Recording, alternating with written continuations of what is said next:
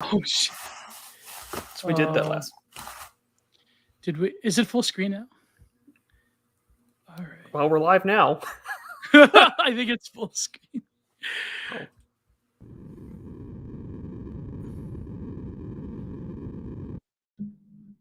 The story goes like this. Earth is captured by a techno-capital singularity as Renaissance rationalization and oceanic navigation lock into commoditization takeoff. Logistically accelerating techno-economic interactivity crumbles social order in auto-sophisticating machine runaway. As markets learn to manufacture.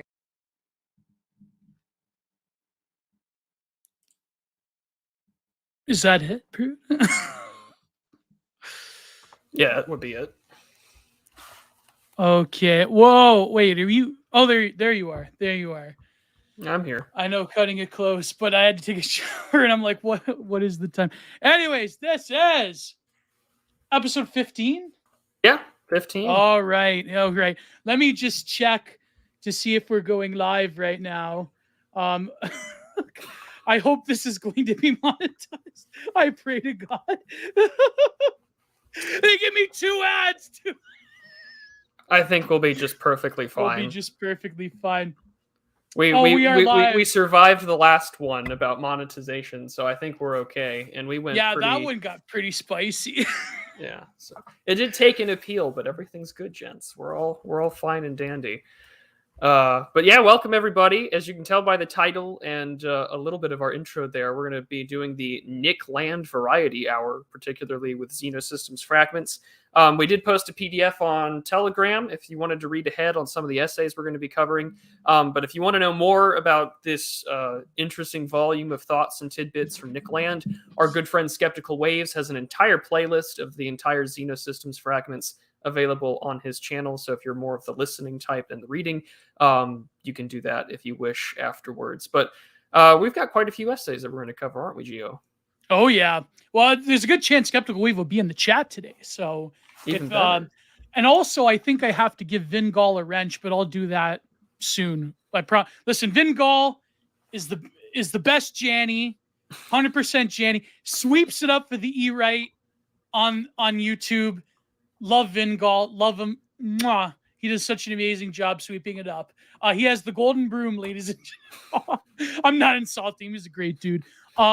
Also, sneed those super chats because we are competing with another. No, never mind. Just don't worry about it. Today is the day where maybe one day we'll get someone who appeared on Joe Rogan too. Who knows? But whatever. So today's the day we're approaching Halloween, and we figured we wanted to do something weird, eerie, occultic. Nick Land, the final boss of edgelord philosophy, but specifically XENOSYTEMS. Now, I love XENOSYTEMS. If you get through the fedora tipping, Thirst for Annihilation is a great book about Bataille, but you can start to see his sort of development of what he would call the thought of the outside or outsidedness itself. But here in XENOSYTEMS, you get the uninhibited Nick Land. He's blogging. It's short form. It's little flashes of insight. And I think that's when Nick Land is at his best. When he's tweeting, no, I shouldn't say that. I love Fang Numina, Thirst for Annihilation. But when he's tweeting, though, and when I'm a fan of your work. No one's a fan of my work without having mental illness. Yeah, but let's see all the beautiful people in the chat. Vingal is not here yet. You posted this. I'll probably retweet it on Telegram. But well, here you go. I think he's live right now, or no? I mean, he might be over dealing with Mr. Walrus's live stream as well. So he's got his Scandinavian loyalties to attend to. But yes, Vingal's a great guy. I think he's got a wrench over with me. So yeah. That's where I promised him a wrench. It was on your stream. So before we get into XENOSYTEMS, I do have the PDF. So I wonder, let me just check the screen share if it will. Yeah, it should let you. Yeah, it should let me pop it up. Let's see here. Screen share. So while you do that, the essays that we're going to cover today, as we posted on Telegram, I should have done this on Twitter as well, but we're going to be reading from, let me see here. Where did I post it? It's going to be Oh yeah, it does have on the PDF. There you there go. you go. So I'll be reading from Libertarianism for Zombies, Discrimination, Collapse Schedules, Horrorism, Chicken, and Apophatic Politics. So we've got a lot of stuff that felt really timely, both for Oh the yeah. month and with current events going on. Let me go to, I think, do you want to get shilling out of the way first, or do you want to just get into it? I know people have... let's just dive in. That way, you know, Alright. they don't have to like sift through 15-20 minutes of us just getting to it. Yeah. I wanted to cover the first one because I think, sorry, this is XENOSYTEMS 2. It's on the screen. This is, I think, the setting of the stage, and this is probably one of the most important XENOSYTEMs. I know I didn't mention this, Prude, but I think I mentioned this on stream enough with you that his sort of the regression, repetition of time, how that's very important in his analysis. Yeah. Yeah. My audio is coming in very good. Is it good or? Yeah. Oh yeah, no mic issues this time. It's great. All right, good. Yeah. Because I have the preamp, the set. So whether considering within the register of physics or physiology or politics, reaction is a time structure notion. So time, he gets a little bit of Heidegger, but of course, I mean, Nick Land is probably the anti-Heideggerian. He gets the notion of time from, you know, because essentially he's saying that, you know, if you've opened up the dimensionality of time, then all things like time travel and so forth is possible. Or rather, the notion that this vitalistic material force, not a spiritual or metaphysical force, but rather a material force coming from the future, regressing into the present, but also using tools of the past. Because Nick Land, unlike a vast majority of right-wingers, has a very complicated notion or a very complicated relationship to what tradition in the past is. So I know I'm using my hands because I'm breaking out my John David Ebert mode. So this is the part I wanted to get to. So he's talking about the deterritorialization of time. Reaction soon slides into what is most detests an important microculture of vocal repetitive protest. So reaction, you know, was on the top of the social scale. Now we're very much the avant-garde. We're very much the bottom. What isn't right, that isn't right, that isn't right quickly becomes what is noise, or worse, unintelligible whining. So again, he's seeing the sort of landscape of right-wing thinking. If new reaction is to not bore itself into a coma, it is to learn to run innovation and tradition together as Siamese twins.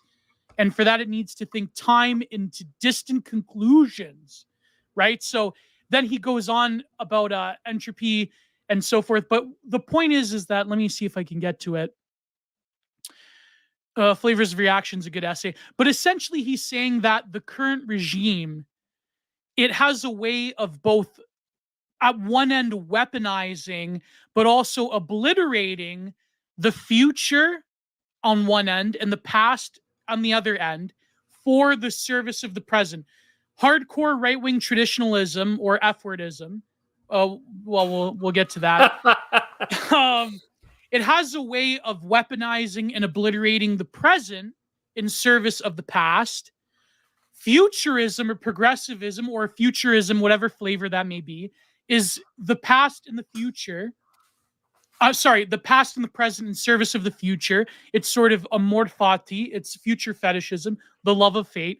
But he's saying that a true reaction is to sort of harmonize and put into marriage the past and the future. This is the impossible, dare I say, F-word project of that certain ideology in the 20th century. This is what is from the impossible to the possible. And this is, in a way, to Nick Land, a force that is in some ways inevitable. So let me see if I go to the Odysseus problem is pretty good, but I will go to the various passages as we go along. I'll cue them up for you, Prude. So what do you make of that, though? The time. So go ahead, sir. The time regression. I have to get better at cutting you off. I'm not cutting you off, but yeah, there you go. You're good, Gio. I thought the bit though where he's talking about you have to learn how to run innovation and tradition together as Siamese twins, and for that it needs to think time into distant conclusions in its own way. That can be done. Seriously, of course, a demonstration is called for, as he says. I find it to be interesting because this kind of runs like he's asking for sort of this like this right or this new form of reaction to do what traditional liberal conservatism has died on, which has been the stake of the dialectic. This is, I think, kind of calling out and reaffirming the position he staked out in the Dark Enlightenment, where he had said that the left thrives on dialectics primarily because it just does so to, serve the present. The right dies by them because it cannot conserve the past, nor when it does innovate, it usually leads towards a leftward direction. So I think that's in, 4B in the Dark Enlightenment, the Cracker Factory. But here he's and it asking comes you up here the too in tall libertarianism. Order. Yeah. Oh yeah, he talks about it in Libertarianism for Zombies too. But to me, he's asking like, okay, like if reaction's going to function, you can't sit just as a perennialist with your spinny wheel posting. Like you also have to innovate towards the future, and you have to conceptualize it beyond your own lifetime and to draw from that and what that might look like.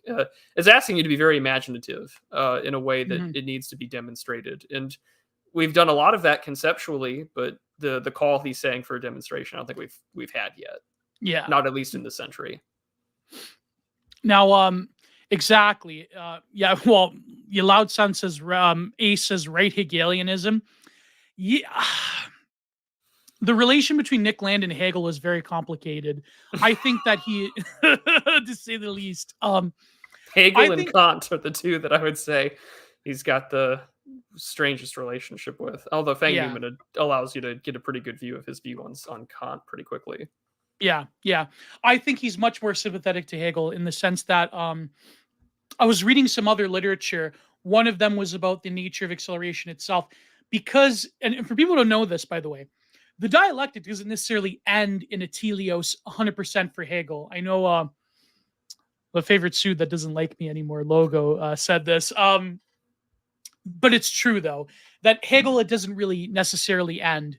Rather, the dialectic will keep, even if spirit perfects itself, there still is the movement of the dialectic, and even totality marks into other totalities. It's very complicated. But Land takes Hegel, and he says that there is much more of a sort of the meat and bone in Hegel for genuine accelerative reaction than there is for Kant, because Kant is the worship of linearity into a telos.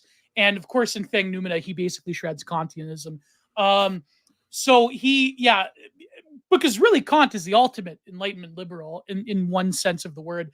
And even when he was like still a little bit of a Marxist, and when Nick Land, that is, when he still was sympathetic to the left in the 90s, when he wrote a lot of the majority of Fang Numina, you could start to see the inkling of it.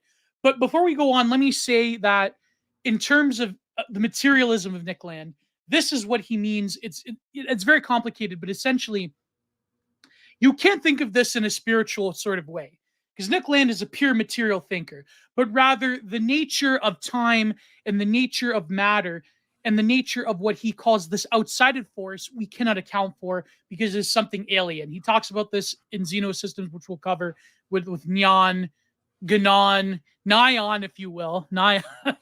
I wonder if someone called Wrath of Neon that Wrath of Nyan for all you anime people out there. So, and it's hard to understand, but essentially it's not a metaphysical force. It is eminent. He gets this from Deleuze and Guattari. It is eminent. It's a force within the world. It's the commingling of time, matter, and this outside space that creates a reactive force. And so in a way, capital is the engine of this. And when capital, like Marx said, puts liquid into air, liquidates everything into air. I forget the exact quote. When capital dissolves and deterritorializes the conditions of the system of the economy in terms of matter, in terms of human production, and in terms of intelligence, which is very important for Nick Land, intelligence becomes a property, it becomes a force. It's not just a gradient or a scale, but it's an active resource. All of this comes together to create this sort of loose and very porous notion of time. So this is the whole schizo quote about, the wave of the future coming into the present, using the past. We've all seen the meltdown quote. That is a vital matter. That is not a metaphysics. That is something within the plane of all of these various sequences. And it's very complicated to understand. But when we read the text, we'll get to it. So I know I'm just speaking too much, but please need those super chats if you want this high IQ impact, truth up your butthole theory cell takes. So need those super chats. I know someone in the chat promised me a big one for when we did it on your stream last week on your channel.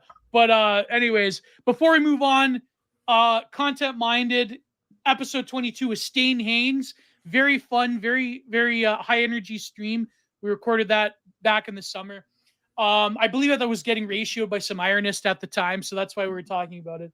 But you have an amazing stream coming up on nuclear war. the eminence of total civilizational destruction. So go ahead. Well, yeah, the geopolitical show returns this Saturday at 2 p.m. Eastern. We'll be covering everything from non-proliferation treaty, nuclear proliferation, and everything related to that. And it feels very timely now that the betting market's got the odds up a little higher than I'd like it to be. So yeah, we'll be covering that on Prudent Observations this Saturday at 2 p.m. Eastern. I hope that you will all tune in as we return to the geopolitics bit. And yes, he's got a Telegram. By all means, go follow it. He's at 915 subs. If you have one, go get him over to 1,000. Telegram.com/General Productions. Patreon.com/General Productions. Prudentialist at subscribe. Is it Prudentialist at Subscribestar? Well, it's just subscribestar.com/Prudentialist. You can find me there. All right, beautiful. And you were focusing this week on articles. Yeah, I'll have one out tomorrow. Both about, I'll have one tomorrow out to the public that'll be on the issue of Eros and the death of it, and then the second one will be available for patrons and behind the Substack paywall on sort of just a bit of transhumanism and psychedelics. So it'll be a good time. Yeah, and I will probably release an article on my experience with the Canadian healthcare system for my patrons. But I also want to write an article on this tweet that went viral today on the incel thing, and we were talking about it a little bit. But I'll have to read your article first, so I don't step on your toes, But I'm sure we'll come out different. I'm sure we'll cover some similar ground, but some different areas. But Cine Animations asks, it would be useful to explain why you're analyzing this. It's not entirely clear to me what we're doing here, and I think that that's a very good point. The reason why we're covering Nick Land's XENOSYTEMS and the issue of his concept of reaction, which is very separated from spirituality or telos, because he is a very materialist thinker, is because a lot of these ideas, and this was published back, 2018? This blog ran for a few years. Way earlier. 2013. So, I believe, right after UR was, in its heyday. And a lot of people put a lot of focus and emphasis on Curtis Yarvin's ideas. I mean, very early, mid 2010s, Nick Land does the same. But he, unlike, say, Moldbug goes in the direction of this ultimate election. We're going to run government like a CEO and startup. And, before Nick Land took his sort of absence on Twitter, as he tends to do from time to time, he was going back and forth with Charlemagne, of all people. And he had expressed his frustration that a lot of Yarvin's original takes have been either watered down or sort of thrown out with the baby with the bathwater. And this is, I think, interesting because, that means that this sort of darker brand, this dark enlightenment brand of neo-reaction doesn't get enough attention these days. But secondly, Nick Land is one of the most interesting contemporary philosophers of our time because he more or less went from a hardcore left acceleration, Deleuze, Guattari, Bataille, Loyard, kind of left post-structural accelerationism, and goes very far to the right. And posting gamer words on Twitter.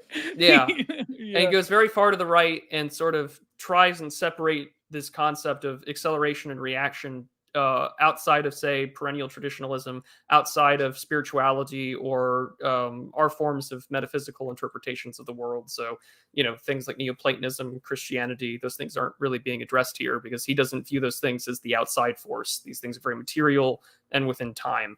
And so we thought it was very important to sort of cover these ideas because, one, Nick Land doesn't get a lot of attention outside of maybe 5 people that I know, or when Nick Land isn't being interviewed.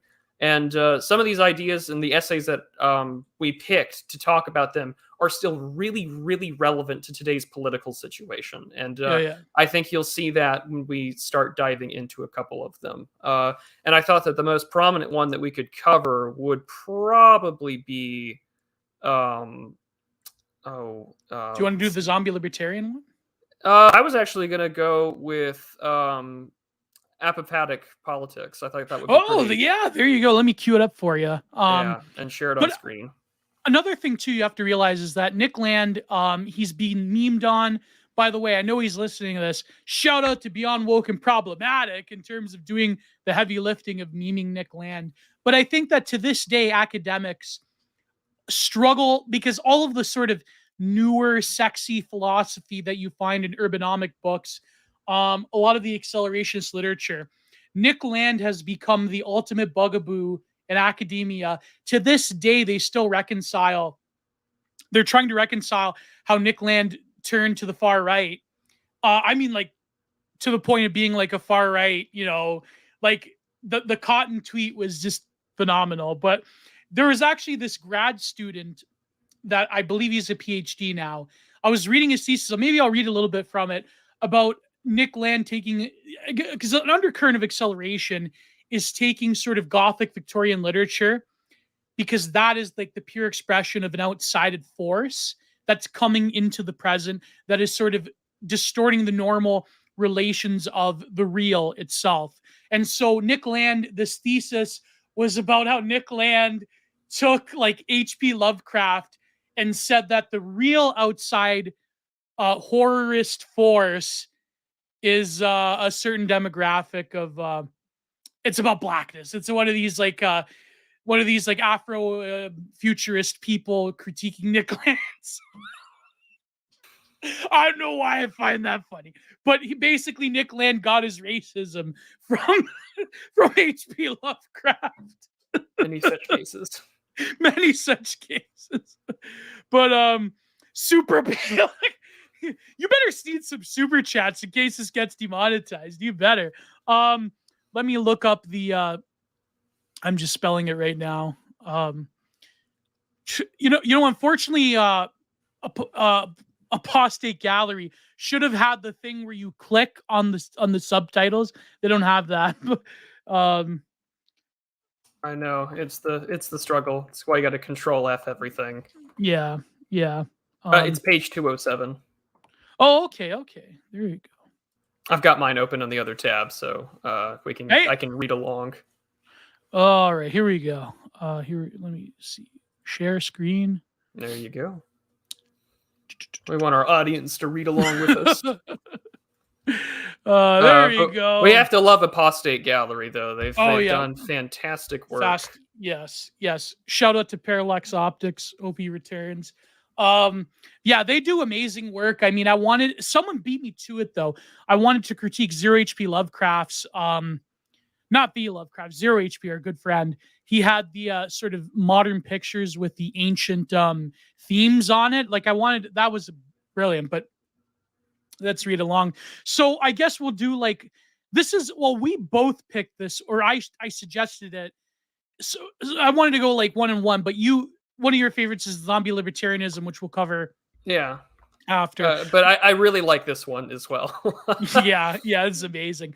Dark enlightenment describes a form of government as well as enlightenment. So I think we need to sort of cover this sort of term, dark enlightenment. The Enlightenment, Nick Land wants to inverse the linearity of political quote-unquote progress, because this is one thing he gets from, because throughout XENOSYTEMS, he's dialoguing essentially with Curtis Yarvin. Yeah. And this is like Moldbug. I'll say Moldbug. I'll give him the title because this is when he was writing, not the modern disappointment. That is, no, I'm kidding. I still respect Curtis, but this is different. Curtis Yarvin says, imagine a post-demotist right-wing politics of the 20th century, or rather a post-demotist society in the 21st century. Meaning, what does the end of Enlightenment democratic rule truly look like? This is the point. The Dark Enlightenment talks about this engagement with a politics that acknowledges the engine of a state apparatus meeting this deterritorialized force of capital. It is not Enlightenment progress. It is not demotist. It is not the sort of popular sovereignty that the will of the people is expressed in society. No, it is the will of something else entirely. This is Nick Land's point. But what would you take, Prue, to the Dark Enlightenment really quickly before we get to the article? I would say that it is like you had said, it's sort of the inverse of what we consider to be the Enlightenment. It is also serves as an interesting philosophical counterfactual to the idea of not only inversing, or in more like Nick Land's case and what he argues for in the original Dark Enlightenment treatise that he writes, is that well, we should rather just accelerate things to a point where popular forms of governments, demotist typically meaning like colloquial speech, things that are in common language or understanding. It comes from the Greek thing. Yeah, about Egyptian writing, believe it or not. So, but it's sort of like taking things where this form of government that we currently operate on is sort of based upon very Schmittian, and sort of like it's a noble lie that we tell ourselves. And by sort of acknowledging that, because again, XENOSYTEMS and as well as Dark Enlightenment, there's this dialogue with Mencius Moldbug, and he's more or less articulating that, okay, we have these noble lies, very Schmittian, in the concept that democracy itself plays this sort of like cold civil war out in action that will inevitably fail because it cannot, overcome the friend enemy distinction. So why not just accelerate things, cap it off, and bring forth something new? And that's sort of the dangers of accelerationism. If you read someone like Virilio, that does come with some consequences. But Dark Enlightenment overall is that, like he says here, it's not a government, but it certainly has an opportunity for a potentiality that we can bring from the future into the present that isn't common will of the people, popular sovereignty, your vote matters, vote like your life depends on it. It's a philosophical and very material counterfactual to what we exist in. It's a great thought experiment in a lot of ways. Oh yeah. And I would say that idea comes from, I mean, even last night there was this who is that guy? He's the most annoying. I remember back in the day, Facebook, he has a new account, by the way, but I don't know if he would want me to share it. Facebook had the tweet about the young Martin Sheen face, the bug man, and it was a picture of this guy from MSLSD. He's like, the phenotype of the 21st century is the bug man. What's his name? Chris Hayes. He had this clip about this is the most important erection, without saying the term, the mid erection coming up in November 3rd. Is it November 3rd, Prue? November 8th. November 8th, yeah. That this is the most important one ever. And I said this under an Ord McIntyre tweet.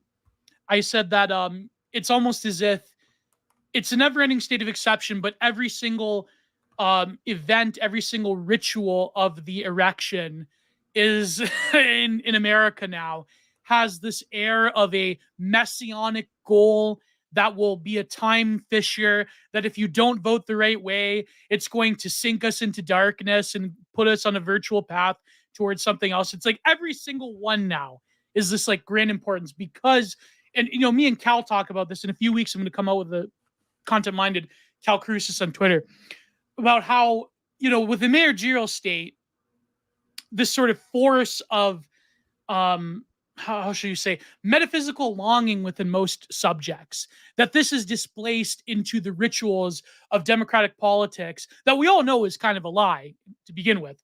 But this sort of messianism that is attached to this post-Enlightenment political order with this like ritual of democracy, especially in America being this, in some ways, Enlightenment project. I mean, that's debatable though. I mean, but for the whole notion of proposition nation is contentious and debatable. But let's say, for argument's sake, America being founding on these sort of certain Enlightenment principles and so forth, especially the Scottish Enlightenment, that, democracy will lead to this force. But Nick Land is saying that, that's a lie. Get rid of the kayfabe. the Dark Enlightenment is the inverse of this messianic telos of this, perfect democratic subject. It's a total lie, and that actually maybe some ideas from this other tradition in the West that led to the F-word ideology, that there's certain elements of it that democracy has to adopt in order to survive. Same with communism. So we'll get to this. The Dark Enlightenment describes a form of government as well as Enlightenment does to say it doesn't at all. See, the form of government is not truly described. It's a hidden feint. George Dvorsky's including of D among 12 possible future forms of government. It's a great value. So blah blah blah. Its great value lies in the abundance of mutually inconsistent political figures, few if any which will happen, and therefore provides the opportunity for negative thoughts and more particularly for systematic negative idealization, which futures are most deserving of preservation. But because remember, we don't. Oh, prevention. Sorry. Yeah. Maybe if you want to break that down. Yeah, well, that's like the biggest part of this essay is which futures are most deserving of prevention and Dark Enlightenment. But I mean, also we see this in our contemporary politics about the abundance of mutually inconsistent political futures. Because you take a look at 2016, right? I remember famously that on CNN, they were running this ad, like this sort of like the Boston Globe has prophesized the future of what Trump's administration would look like. And it was all these like front page news articles and advertisements of, oh, deportations start tomorrow. A special Department of Homeland Security task force is going to round up 13 some odd million illegal immigrants and send them back to Mexico. And it was this like horrifying future that they were arguing for. Well, that's the negative idealization. And that's sort of like, well, we don't know what's actually going to come from. We both don't know, right? Because plenty of people have predicted what Biden's election would look like or what Hillary's election would look like. And so it only allows us to think in the negative, in negation to, well, what political futures are most deserving of prevention. Dark Enlightenment itself is one of these potential futures. It allows us this negative space to think about, well, if Dark Enlightenment is a potential future that we may not know could happen, or maybe we want to have happen, we also have to look at the possible alternatives and determine which ones should not happen at all. And this is where we really get, conversations about, and my favorite term that he has in this entire essay, little, bit here, is democratic world government, DWG. Like whatever exists to prevent that, like go forth and ensure it. Yeah. Yeah, it's sort of like the GNC, to quote BAP, which I can't say on YouTube. No. How can I say it? LGBT plus by POC communism. There you go. That's it. There you go. I think but that's a great point you bring up, because I remember listening to this. I wanted to write something about it. I was listening to this talk by Kudo Eswa. I think that's how you pronounce his name, Estu, where he wrote the book on the critical Afrofuturist book on music theory called More Brilliant Than the Sun, or Brighter Than the Sun, or More Brilliant Than the Sun. Great book. Love it. Very hard to understand. But, if you're a fan of electronic music, it's pretty good. But he, is a critic of land for obvious reasons. And he says that, to think of it in terms of what he calls hostile futurities. This is the Landian dream, a totally hostile futurity to the DWG, to the democratic world government, to this sort of like egalitarian force that will deterritorialize all of the present and all of history, and the future will become the gray goo, which, I mean, Kudo Eswa does not say explicitly, but we all know what a lot of these, even even people like Graham Harman, that are intense critics of land, who have this, object-oriented ontology thing where he's like, about Heidegger and they're just liberals at the end of the day. Let's face it, they're just liberals. A lot of academics are just liberals. But this blog is no doubt the epitome of political disaster. Occupy he even says it. Like what like Nick Land is not very good when it comes to the subtleties of his own influence. I hate to say it. Nick Land really knows, the epitome of political disaster occupies fourth place in Dvorsky's list among a number of other hideous outcomes. Democratic world government. he quote, "We may very well be on way to achieving the Star Trek-like vision of a global scaled liberal democracy, are capable of ending nuclear proliferation, ensuring global security, intervening into NG-word-eyed, defending human rights, putting a stop to human-caused climate change." Yeah, okay, we'll see about that. "There cannot be a definitive dark enlightenment government, but it's certainly possible to envision a form of government which instantiates the ultimate object of DE critique. A universal demotist regime from which there could be no escape." So this is kind of what people talk about the GAE or the GNC or, world democracy, whatever that means. "As a break from preoccupations with a positive neo-reactionary government ideal prone, if not destined, to both intense controversy and deep obscurity, is energizing to explore the via negativa." So what is the negative, the reactive force against the democratic world government? "This has already placed NRX in a position of luxurious success when compared to fraught speculations about alternatives to present political disaster. Whatever obstructs the DWG's path to existence is on our side. This is why I'm a based right-wing third worldist Islamo-Duganist." No, I'm kidding. Just maybe unless. So unless overlooked from a positive perspective, are highlighted for affirmation and reinforcement. Anything that stands in the DWG's way is worth defending, including Islamo-Duganism. A rough list of these precious negative teleological. So negative theology is also another important term to understand what he means. Obstacles is already familiar. Extend structures of geopolitical fragmentation, population diversity, cultural incongruities, borders, occulted social networks, intractable techno-economic processes, administrative malfunctions, stubborn traditional variations, sheer complexities of space, and no doubt much else besides, all contribute their frictional grit. A ruined Tower of Babel looms into view via negativa. No intact edifice has ever looked more glorious. Carry all NRX previously close to the brink of euphoria in the intimidation that the actual existing cathedral has democratic world government as its only conceivable equilibrium state. A unification of the planet under its auspices is the sole future that makes sense for it. So this is, of course, what most liberals believe, that, basically we won and that the democratic world government's here to stay, and we just need to destroy certain rivals to it, whether it be in Iran or whether it be in the Kremlin and so forth. It will die as if the intricate tendencies to expansionary proselytization makes evident unambiguously. The cathedral needs the whole of the earth merely to survive. Remember, they said this about communism, that every society must be global world workers uniting. That wasn't true.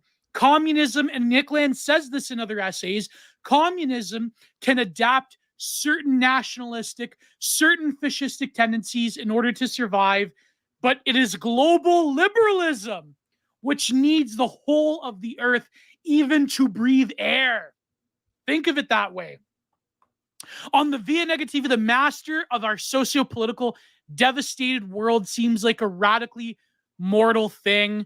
So here we go up here. Let me give you a good example. When he says about fragmentation, geopolitical fragmentation, population diversity, cultural incongruities, borders, occulted social networks, intractable techno-economic processions. What does this sound like? This society, this is sort of like the postmodern condition that Nick Land also in XENOSYTEMS talks about when it comes to the collapse of the Soviet Union, when it comes to the collapse of the socialist states. This is all, like, in a very short time span, this is what happened at the end of the decline and fall of the Soviet Union. And the new Adam Curtis documentary highlights it very well. It's called Trauma Zone. Let me stop sharing for a brief second here. That's a mouthful. Oh my God. Let's see if we got some. Oh, we do have some super chats.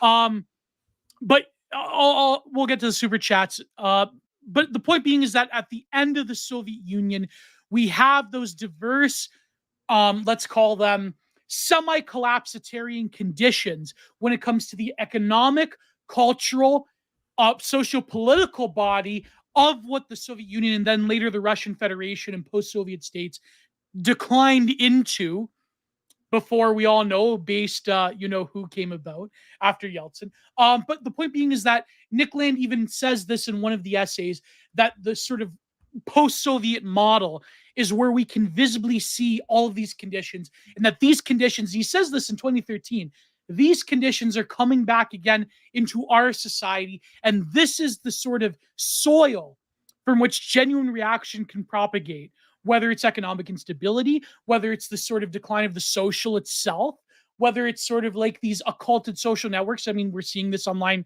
as we speak. I mean, this podcast is live stream is dedicated to a lot of that when it comes to these weirdo occulted social networks underneath the surface that could potentially bear fruit. I mean, well, we'll see. I mean, that's kind of a lofty goal. But anyways, what do you make of this, Prude? Before I go on, I'll give you a long time, Prude. But the whole term, apophatic politics, it is negative theology. It is to know God via negativa, right? And so he's saying the democratic God is a God left wanting. It is the Nietzschean death of God applied to the democratic world government, world order. It is sort of like in certain forms of esoteria and messianism, you have this sort of notion of negative theology, negative theodicy, creating the conditions from which you can sort of like inscribe, by any other words, a material atheism. He is literally atheistic towards the promise of this world democratic government.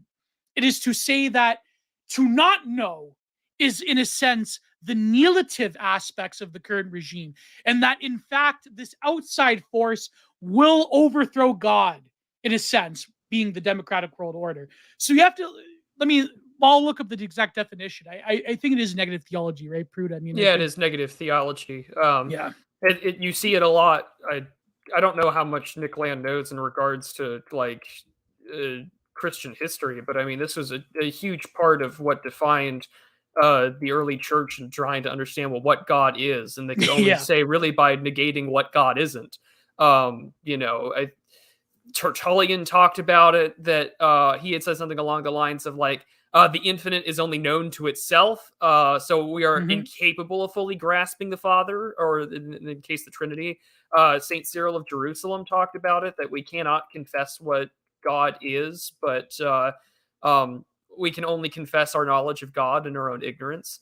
And we see, I mean, it goes even earlier to like Platonic forms of thought as well. But I mean, this is where you also see it's the Kabbalah takes it a lot as well. Yeah, right. And the thing I like about this little article is that it is asking you to think about the world in ways that cannot be the opposite, right? How can we achieve something that is a negation? It is almost negative synthesis in a way.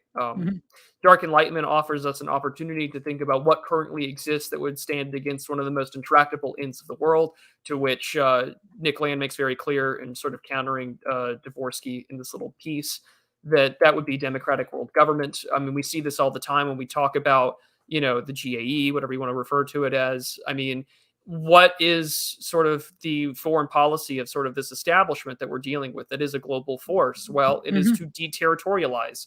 It is to re-territorialize it to be some sort of nice liberal model democratic state based upon our own image. It is, like you had said, the death of God, which, I mean, Chesterton has famously said, once you decide to kill God, you either make yourself God or you make the state one. And so you have this liberal theology, which is existing right now, and it seems well on track to continue on under its own ideas ad infinitum, the end of history, where liberalism is one, Turbo America is going to be the case. Turbo America.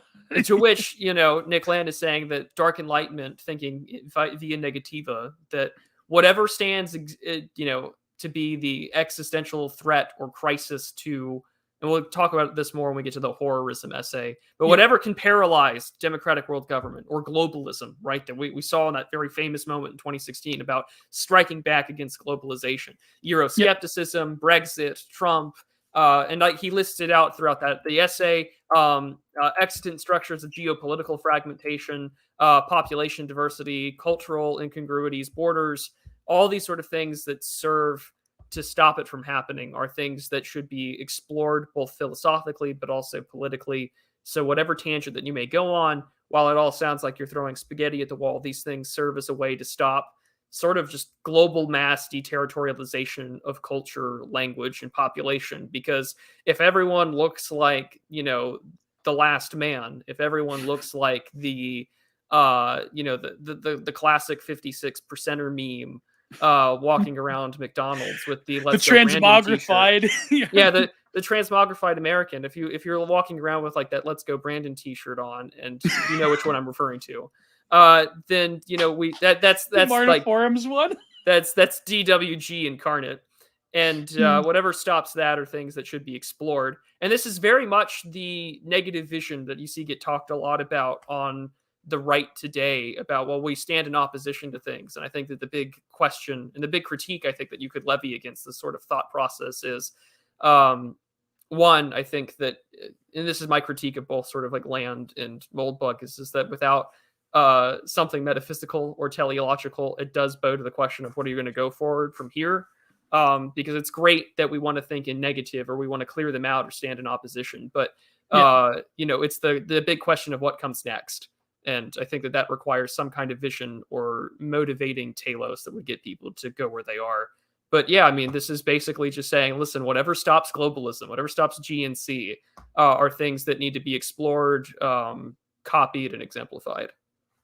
Yeah. Yeah, exactly. This is why I'm an Islamo-Duganist. You're gonna ride that. We're gonna ride that meme. I forget who came. It was either what's his name? The other guy from Tier, not Stryker, not Mike Enoch, not Sven. Alex, is his name Alex? I would not know. I don't know any of them. Mick. It starts with it's a Mick something. He came up with that meme, Islamo-Duganism. 1 second. Alex McNabb. There you go. Yeah, he came up with that. Cargo shirt masculinity. Oh God, cargo shirt. I'm wearing cargo pants right now. Oh my God, it's good. But anyways, let's move on. So let me queue up. We'll get to the neon essay, Mr. Patchouli. But Prude, you still? Oh, he had to go somewhere. But let me queue up. This is let's see, zombie libertarianism.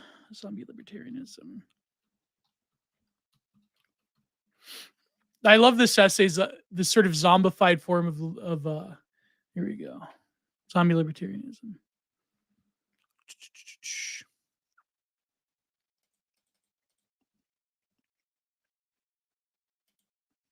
Zombie hunger. Well, that's another essay, zombie hunger.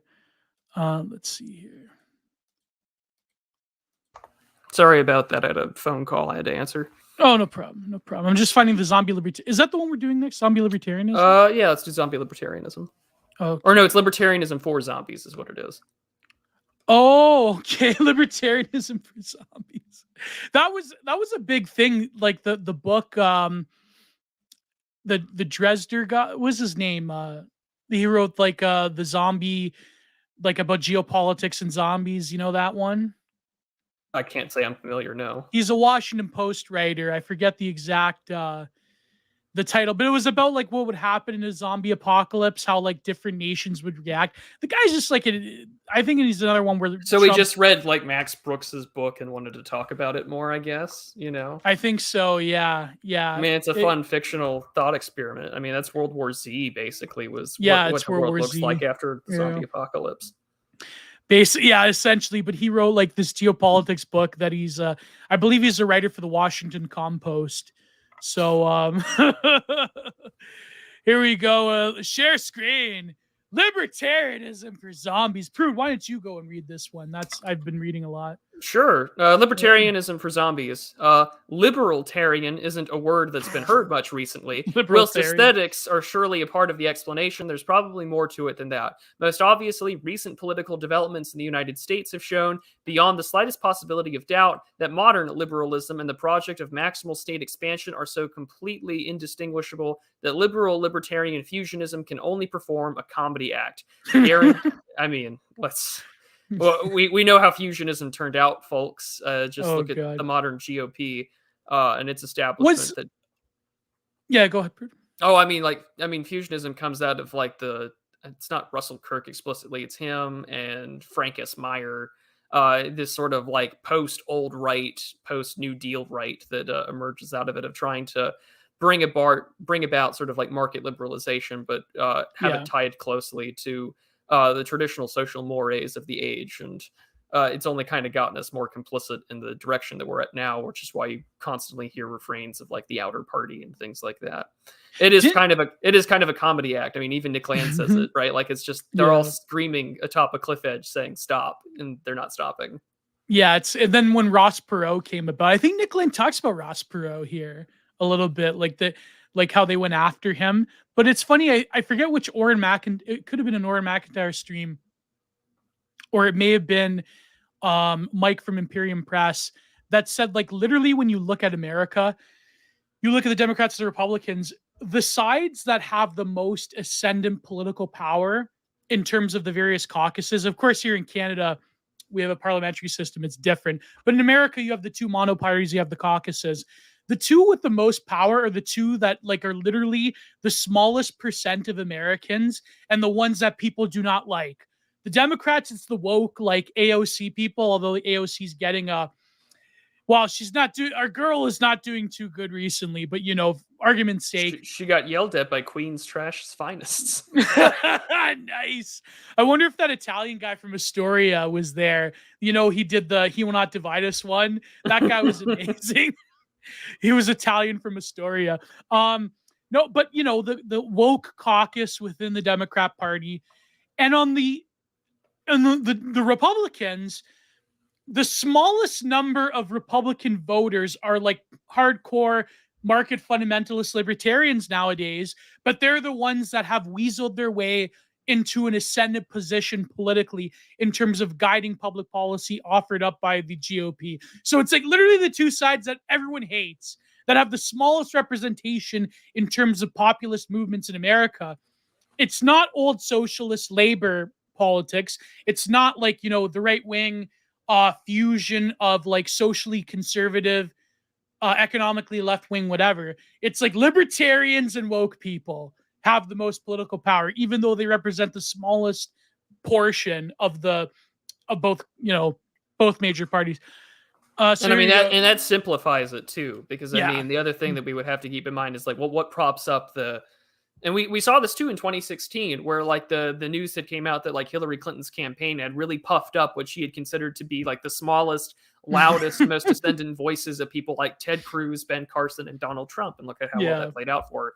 And the same way that, we can watch a certain movements that are very loud, vocal, sort of minority style get boosted and ascended into the way where now even, Nancy Pelosi has to deal with the pain in the neck of running Congress the way that she wants to deal with the squad, or the way that even the Chamber of Commerce has to take these like weird like freedom but also like Cold Warrior style Den Crenshaw guys, which were once seen as up and comings, but now they're supporting people like Maya Flores and others about that. So these ascendant sort of minority bits here get taken advantage of. But as Garen K.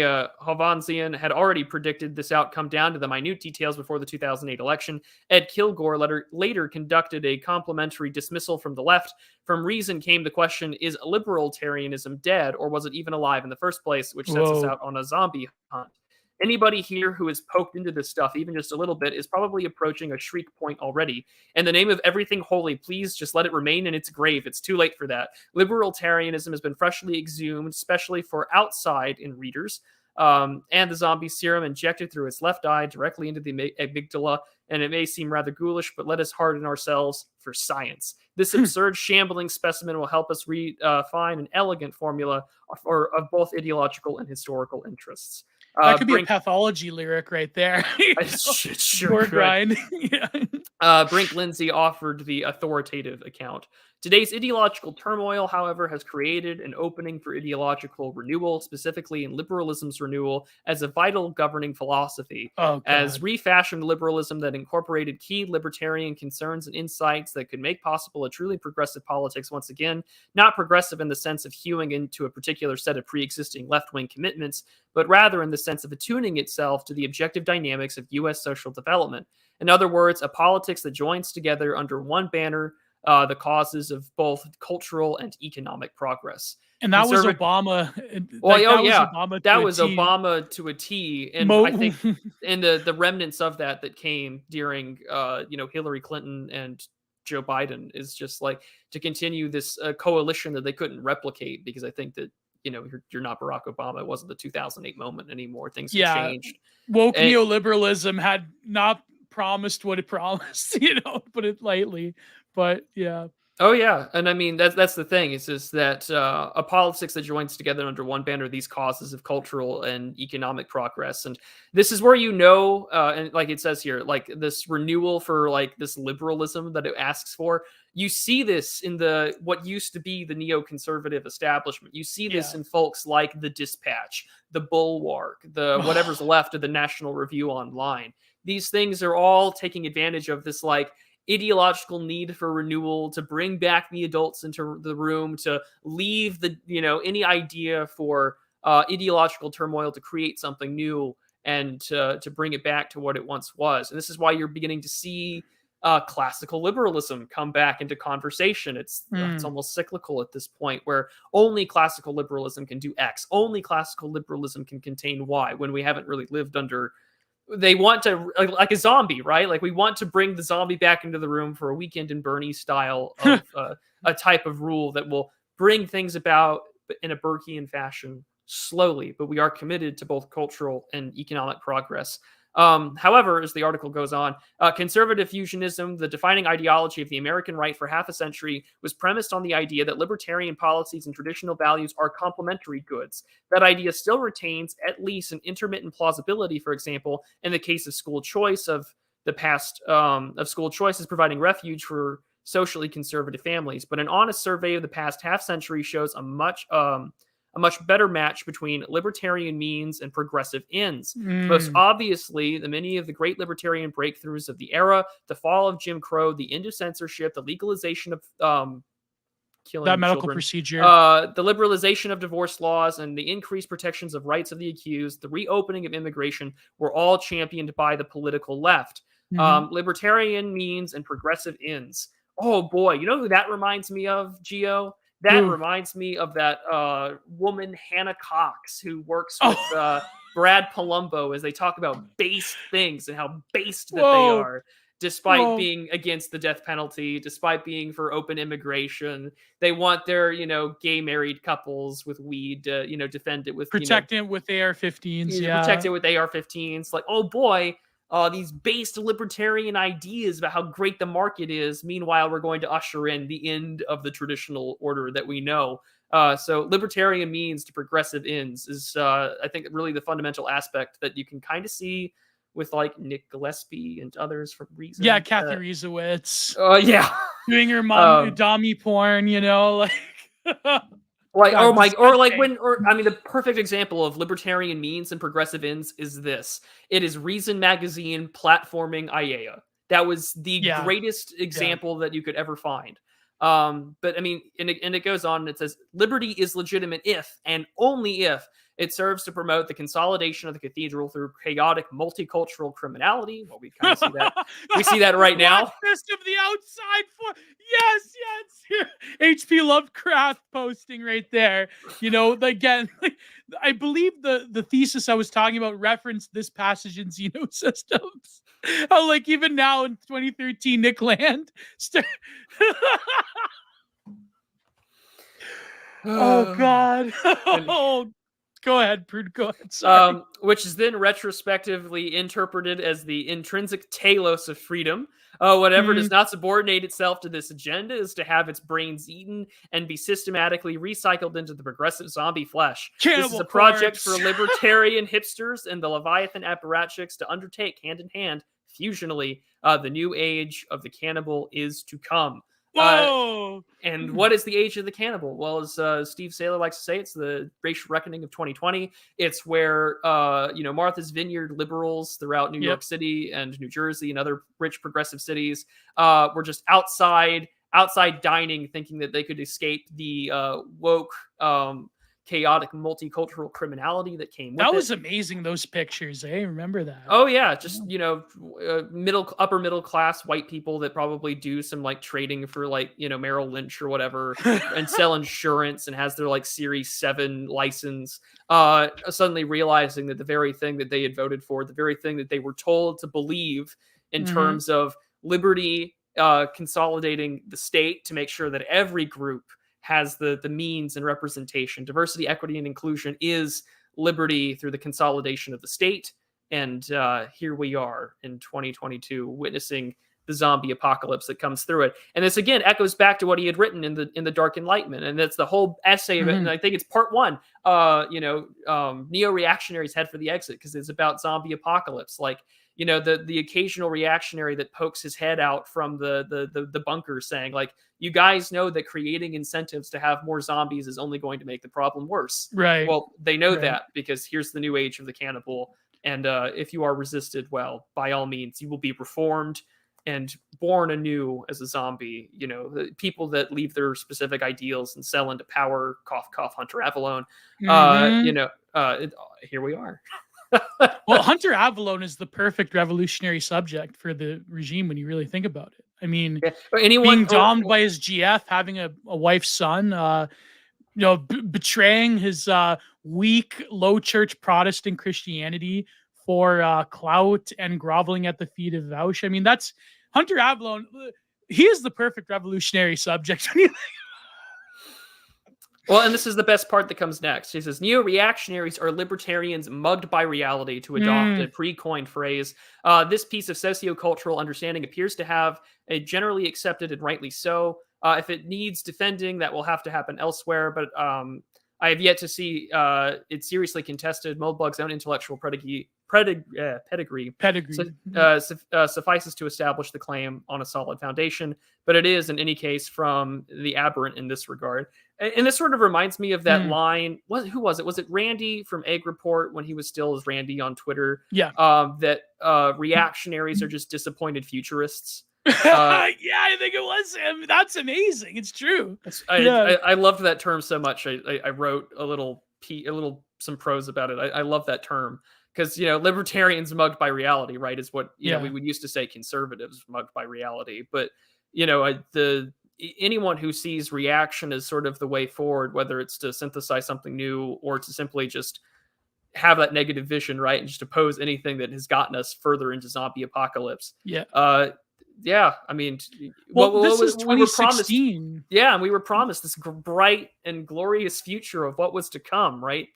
Whether it was in the 1990s or even with the election and re-election of Barack Obama, that we're going to have this sort of we're going to close down Gitmo. We're going to ensure this sort of libertarian future where everyone's happy, where the right and left can get along, and the democratic form of government, whether it's with the future democratic majority that was written a while back. We're going to ban Bilderberg Group from America. Yeah, all those things that were promised. And the Fed, hippies and libertarians alike.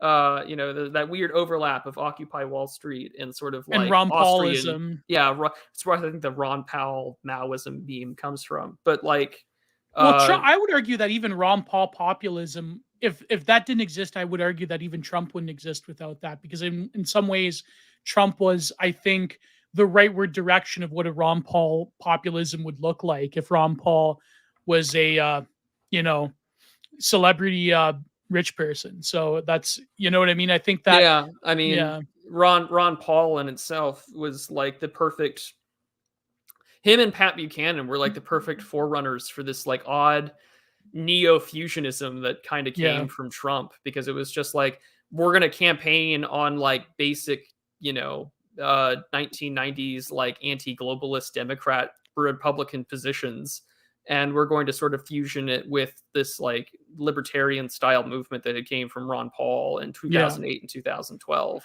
Well, this is what happened when you had like, Ron Paul libertarians becoming hardcore white nationalists, like Well, that's yeah, they yeah. got mugged by reality because they watched the GOP in the 2012 convention purposefully change the rules right before their very eyes to ensure that even his like delegates couldn't say anything, or he couldn't even like really speak at the convention. Yeah. We had to usher in Mitt Romney and our based and watered down milk toast Obamacare and Obamacare, remember that was Romney out of Massachusetts. Man, Obamni. But also this point though about the brain eating. I mean, yeah, Ayala being published in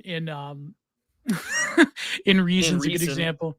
That's the perfect example. I can't think of another one like that, or better yet, former, like we talked about with like Hunter Avallone, or anyone that said that, like, who was it, like Caleb Kane or whatever in the New York Times that got that front page bit about being de-radicalized. Like anytime that there's an article about being radicalized on the internet, it's always a communist talking about what the algorithm used to push their way, and now they just did a course correction in their viewership. This is why anytime I go watch a Morgoth video, there's always a Jordan Peterson video in the recommendations tab. It's just ugh. But and this also comes to the zombie apocalypse bit. Also, kind of comes in the form of the IQ shredder, which we can also talk about because it's mentioned in here. But long last science, not long live. Has there yet emerged a neo-reactionary who was once a libertarian? This isn't a question designed to embarrass anybody. I just think that the answer is easily predictable. When neo-reactionary intelligence perceives the shambling wreckage of all cognitive integrity, it recoils into itself in utter revulsion. Everything is abominated about the libertarian delusion stands before it, trickling pitifully. This is the perfect caricature of all abandoned errors, the oozing, swipless mass of unreflective universalism. It's classical liberalism revived as an undead decay plague. If Carl wants to go after this thing with a shotgun, I don't see anyone holding him back. Whoa. And I mean, because really the post-political, I think, is the aim of all liberals and libertarians and so forth. Like they want a society without politics. In some ways, they want managerialism just in a different way than the liberal does. As much as they don't want to admit, like in a way, like the selective, like anti-government thing is really just the market will provide a more efficient managerial state than the state itself, which a lot of libertarians that are still existing still believe. Like Reason Magazine's like the perfect example. Well, so you have this and like, it's massive universalism. Sorry, go ahead. Oh no, I was going to say it's the reason why like almost everyone that kind of like, I don't want to say grow up because there's still a lot to learn from the old style paleo libertarian movement of like the 1970s, 80s, like the time of like Lou Rockwell and Murray and Rothbard's, their popularity, their heyday in the 80s and 70s before Rothbard had died in 1995, I think. Like there's a lot there. One of the 2 years. Yeah, because I know like one of the last big publications he wrote was like Strategy for the Right in the Mode of Libertarian back in the Lou Rockwell report. But I mean, it's like all of that stuff, like the Sam Francis, the Murray Rothbard, the Lou Rockwell style of libertarianism, that got eaten, right? Like this is the Cannibal Project that we're seeing. All that stuff gets thrown out the window. And it gets added to this mass of like rotting flesh of just like the market will solve everything, and we need to maximize freedom by decriminalizing marijuana. Not talking about the fact that like puts you on the track record for like early onset schizophrenia, but we can't have that conversation. And so wait, what does? Oh, like in a regular habitual THC usage. Oh yeah, that's right. They're doing more studies about that now. I'm sorry. Well, now that we legalized it, now we better study it so we can, again, grow the cathedral in ways that ensure that there's now, a little subsection of the Department of Health and Human Services that can ensure that they get the proper drugs that they need. Very Foucauldian point in a way. It's creating new knowledge. I mean, just biopower. I was about to say, like that's pure biopower. But I mean, this is what it is, right? Like we've Well, basically eaten well, now away. Sam Francis is called like an Austrian painter nowadays, but after his Well, death, he's like, Well, after his death, like Paul Gottfried Chronicles, and I will give Pedro Gonzalez some credit. Mm, You know, that they did a lot of hard work at trying to preserve his legacy from like yeah, the Dinesh, who's ethnic con types that wanted to paint him as an Austrian painter and nothing more, yeah. despite the fact that he did nothing wrong besides call out the problem articulately. Well, even Um, Straussians, like you had like mhm. what a hideous ghoul Jeter is. When Jaffa died, called him an Austrian painter, and it's like, get out of here. You know what I mean? Yeah. Like, But yeah. I mean that's the the Derrida likes to talk about like the hauntology of Marx in terms of like contemporary liberal no. Liberalism's hauntology is the Austrian Austrian painter. painter. Like, Yeah.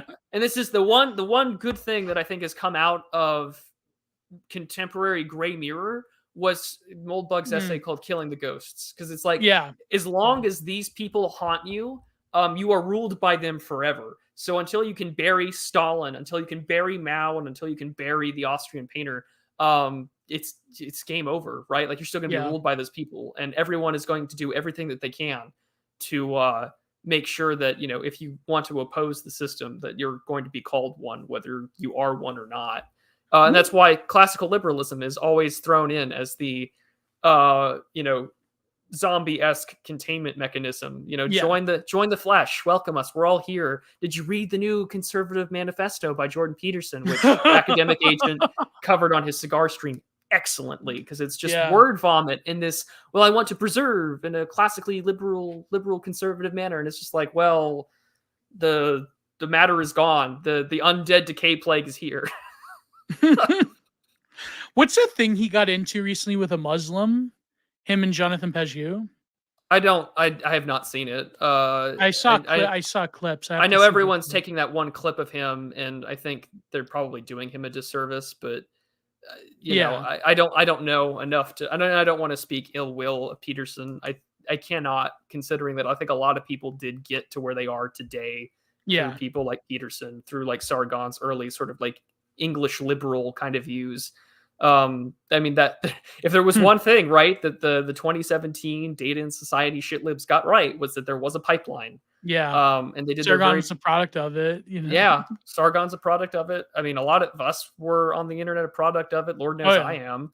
And so they did their best to map it out, do the great adpocalypses and the suppressions and shadow banning. I mean, Semyagog was one of the earliest people that were on those lists, and his Mm. channel paid the price for it in terms of growth. And lo and behold, it's they killed the libertarian to like dissident right pipeline, like some country blew up Nord Stream 2. Yeah, there you go. But I think this is really a good we need an outside force from the domestic right-wing politics of America and to an extent continental Europe. I think we have to go to the east. I think Islamo-Duginism could probably pick up where Sargon left off. But that's just me. I don't think that's the way to go, Gio, but Well, we'll debate about one of these days we can have that discussion. it. Oh, I just God. don't think that maybe that's the way to go. I'm only being half ironic. We need to listen. We need to go to the Hagia Sophia, and we have to. No, never mind. Oh well, Turkey got a huge W today, but that's another issue. We'll talk about it on one of maybe Prude's stream. Maybe you could talk about that when you talk about the nuclear proliferation thing. Like I mean, if you want to talk about a society, a civilization racking up W's throughout their history at the expense of continental Europe, it would be Turkey. Anyways, go ahead. I was about to say Erdogan's definitely kind of racked up some outside foreign policy wins in the face Yeah. of like a really crippled economy and rampant inflation. But to continue on with the essay here. The conscience of a Lindsaysian libertarian is pretty darn liberal, with some policy disputes on top. When Lindsay stands with conservatives, it is mostly on somewhat accidental, but therefore not inconsiderable policy grounds. He thinks liberals tend to adopt self-defeating policies. When Lindsay stands with liberals, it is mostly on philosophical and moral ground. What Lindsay are we talking about here? I think he's talking about not James's, of I was about to course say, not. no, it's not James. No, it's Lindsay. I believe was he the National Review writer, or as yeah, I wonder. I have to. I have to look that up. Yeah, It's not Lindsay National. Maybe I'll just look up Lindsay National Review real quick because now I'm curious. Because it's one of those. Yeah, it was written. This was written forever ago. And yeah. I cannot recall who was writing for the National Review besides Jonah Goldberg at that time. This is after they kicked out Darby, right? Oh yeah, or when Yeah, they were way just after. when they were working to kick out Darby. And other ones. I think they even they kicked out a lot of the based. Well, even like who started VDare? Was it Darby or is it I forget. Like they kicked out. Joined. I don't think he started it though. I know there was some AmRen speakers that were writing for National Review that they had to like basically they like with extreme prejudice showed them the door. If I recall correctly, Jerry Taylor even had an article or two in National Review back in the day. I mean, Peter Brimlow was the founder. Brimlow. Yeah, Brimlow. Yeah. There you go. But I just couldn't tell you who. I couldn't tell you who Lindsay is. That's the issue. Yeah. But I mean, they can carry on here. I mean, even if I didn't know who the original Lindsay was, I mean, we could look at this and still be like, well, this is pretty applicable to James. James Lindsay. This point fits in with the one I made in the post about different sorts of libertarians, basically a liberal or basically feudal. If you are a feudal libertarian, you really shouldn't have a problem with Jim Crow in principle. But if you are a liberal libertarian, you should. Conservative libertarians tend to be on the fence, feudalism, liberalism wise. This depends partly on the cheeky use of the word feudal, see my post. But then again, what was Edmund Burke? A guy who was torn between liberalism and feudalism. That's not such a bad sketch of his personality type. Which really? Yeah, you could think that this was the bodying of feudalism in continental Europe at the time. So it was, yeah. Yeah, if you're going to dismantle feudalism, do it slowly. Strangely, wow, I forget how long this one is. Strangely, we're still talking about Jim Crow as if the meaning of the American history is expressed through that. Well, it kind of is. That target here is Barry Goldwater, but it makes no substantial difference if Ron Paul is substituted. Or Trump, really, in this instance. Yeah. The critical point in both cases is that the reluctance to countenance the expansion of the political sphere in pursuit of racial egalitarianism is interpreted as a moral scandal for which ostentatious sacrifice of liberty is the only permissible solution. So he wrote this back in, I believe, 2014 or 15. So so right when the Michael Brown stuff was starting. Yeah. Also, the whole conversation. Well, Trayvon was before. Trayvon Martin was, of course, happening right before. That happened, 2012? Yeah. That really Saint kicked Trayvon. Off. Peace be upon him. They're saint. And the new creation of white Hispanic, that started there.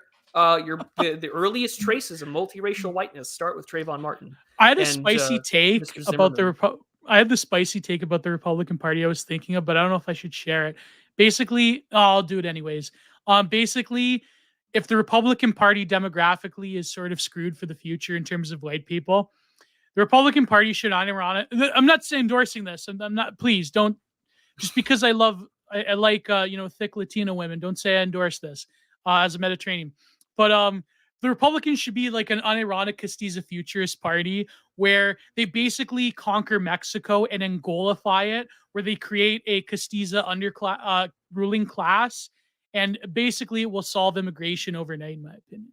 But that's a conversation for another time. Well, that's my favorite tweet ever was that if America only had an attractive women only policy, you would turn the regular white liberals into liberal white women would form Gestapo units overnight. If we only had immigration from attractive Latina and Asian women, white women would form us.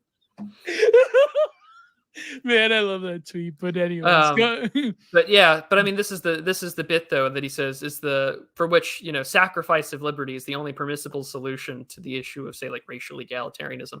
So what's died in the last 70 years? Well, it's been basically the freedom of association to a point now where freedom of association exists for everyone but the original individuals that had it. Negligence, and I'll continue on from there. Negligence is already feudalism. When this dam bursts into a libertarian compromise, the micromanagerial state has already granted everything it will need to ask for. Stamping out the feudalism makes you free. It does work like this. If it wasn't for Hoppe, it would perhaps be understandable if the shuddering of neo-reactionary in were suspect to the libertarian thought L0 tends, slowly but inevitably, to compost down towards libertarian L1 Walker. This is the zombie apocalypse bit that we're getting into now, in which all the degenerative forces of conformism and revolt have been compacted as if by some ideological parody of providence. It is not our libertarian zombie that is still the recognizable avatar of the old liberalism, resurrected hideously as the animated putrescence of the new. Yet we have Hoppe, and so we know that the directives of self-coordinating liberty need not take this path. There is unmistakably something something other to libertarianism than what is seen in the figure of its zombified libertarian ruin. Through a type of negative political theology, we can formulate it. Libertarian thought minus libertarian, the Lulberts, we get neo-reaction. I thought Nick Land meant another end, but that's yeah, that's later on. You get neo-reaction. Yeah, so basically, libertarianism and Hoppe is the staging ground from which you can gut liberal thought from libertarianism itself, which in some ways is kind of an impossibility, but I mean, you can dream, right? I mean, but the negative theology. That's a lot of Nick Land's sort of like right-leaning, right accelerationist foundations is Hoppe. And I mean, you can exactly, and you don't even have to read. I mean, everyone likes to shield democracy, the god that failed, but I really do like From Monarchy to Aristocracy to Democracy better, just because I think that text does a really good job of explaining really this bit that Land is explaining, that like the erosion of sort of like that feudal associative like monarchy style had given way to more or less where we are now, which is this like aristocratic micromanagerial state across the country, which all works in turn with this like cathedral-esque Leviathan that ensures that operates like a jealous god in a way. Well, yeah, because you're getting your ability to not be dependent on us, or you're advocating for independence from the system, i.e. exit. We have to close that exit, and the zombies are coming for you. This is why everything from immigration to redistributive wealth politics all play a part in that very Juvenilean high-low versus middle. No, but that's what I mean. Like, you really illustrated the picture of high-low versus middle. Like, you have these fat Eloys dining on their $200 a plate when all that's said and done with tipping and everything at those New York restaurants, and watching their sort of underclass subjects wreak anarcho-tyrannic havoc upon the body politic, and thinking that they're immune, that they're sort of spectators to the chaos. In a sense, you have this sort of the way that Nick Land thinks about it in terms of political theology, in terms of sort of a materialist theology, if you will, the way that sort of Deleuze and Guattari think about the nature of reality. You sense that the sort of Leviathan god of the universal liberal order, in a way, is sort of these, sort of sites where you can poke at via negativa the body of itself. You can eat away at it. You can sort of reach for that exit by going through it. And so Hoppe is the perfect example of this, where libertarianism becomes reactionary by accelerating the conditions of that managerial state into a sort of selective hobbling of its own body, of utilizing those fault lines within the system to sort of selectively deterritorialize it, to selectively destroy it, and then in some ways a sort of quasi-fascistic neo-reactionary force can ensure those libertarian social conditions underneath. That's essentially, where Nick Land is saying Hoppe being the first one to realize the corrosive power of capital, not in the liberal direction, but in another direction, something else entirely. That is, I think, the sort of futurist goal of neo-reaction, whether or not that's realistic or, I mean, the trads would have an argument against that. I mean, the sort of anti-capitalist turn of traditionalism, in a way, is much older than we think, but is a rival vision to the Landian neo-reactionary right accelerationism, which, I mean, people think that Nick Land is unrealistic, but I hate to say it, but maybe Nick Land is entirely too realistic, unfortunately, for my, we'll see what happens, right? So If that Yeah, makes sense. If that no, makes no, sense. chat will have to ask if it makes sense, but Yeah. Yeah. for me though, I think that the other reason why I like reading a lot of what Nick puts out, say over Curtis, is that I think Nick is a little more grounded in sort of like the bitter machinations of how these things move. You know, Yeah. like Yeah. Moldbug will put out the whole, you know, like Cthulhu only swims left bit, and Nick is just more like, no, like there are very like the forces in which these things operate. Like here's the gritty reality of it. You see this especially in the Dark Enlightenment. You see this Yeah. especially in his essay in Jacobite Mag, which Skeptical Waves has the narration for, since the magazine is now dead, about the quick and dirty introduction to accelerationism. And even this essay, right, where he's just basically arguing that like this is how it all came to be. Like the fusionist aspect of the right really bought into the liberal project. That's why they're far more willing to side with like the liberal idea of, well, we have to expand rights. We have to like limit these like, you know, covenants and the ability to discriminate because everyone's got to have that equal protection, really sacrificing any aspect of the nation upon the altar of the 14th Amendment's, you know, due process clause. About, you know, making sure that there's some kind of equal treatment, which is the way we can apply a law about, you know, the rights of freedmen after the Civil War and apply it to, you know, forcing people to bake the cakes or whatever. But we're almost at the end, and I'll sort of flush this out more. So first, identify every specifically emphatic feature of libertarianism, then subtract it without residue from the old Austro-libertarian matrix, and what remains is the neo-reactionary template, abstracted due to the provisional, negative placeholders for yet undeveloped topics, presumed non-equality, non-universality, non-progress in sociocultural matters, and at the very least, partial non-autonomy of the economic agent from fragile structures of civility. Slaying the zombie does not in itself fill these gaps, but it does but it holds open the gaps and therefore avenues of neo-reactionary exploration. As a rule of thumb, whatever Will Wilkinson is having, I will have the opposite. If the libertarian innovation is conceived as a vector, its exact negation sets the neo-reactionary course. With this conclusion, science is served.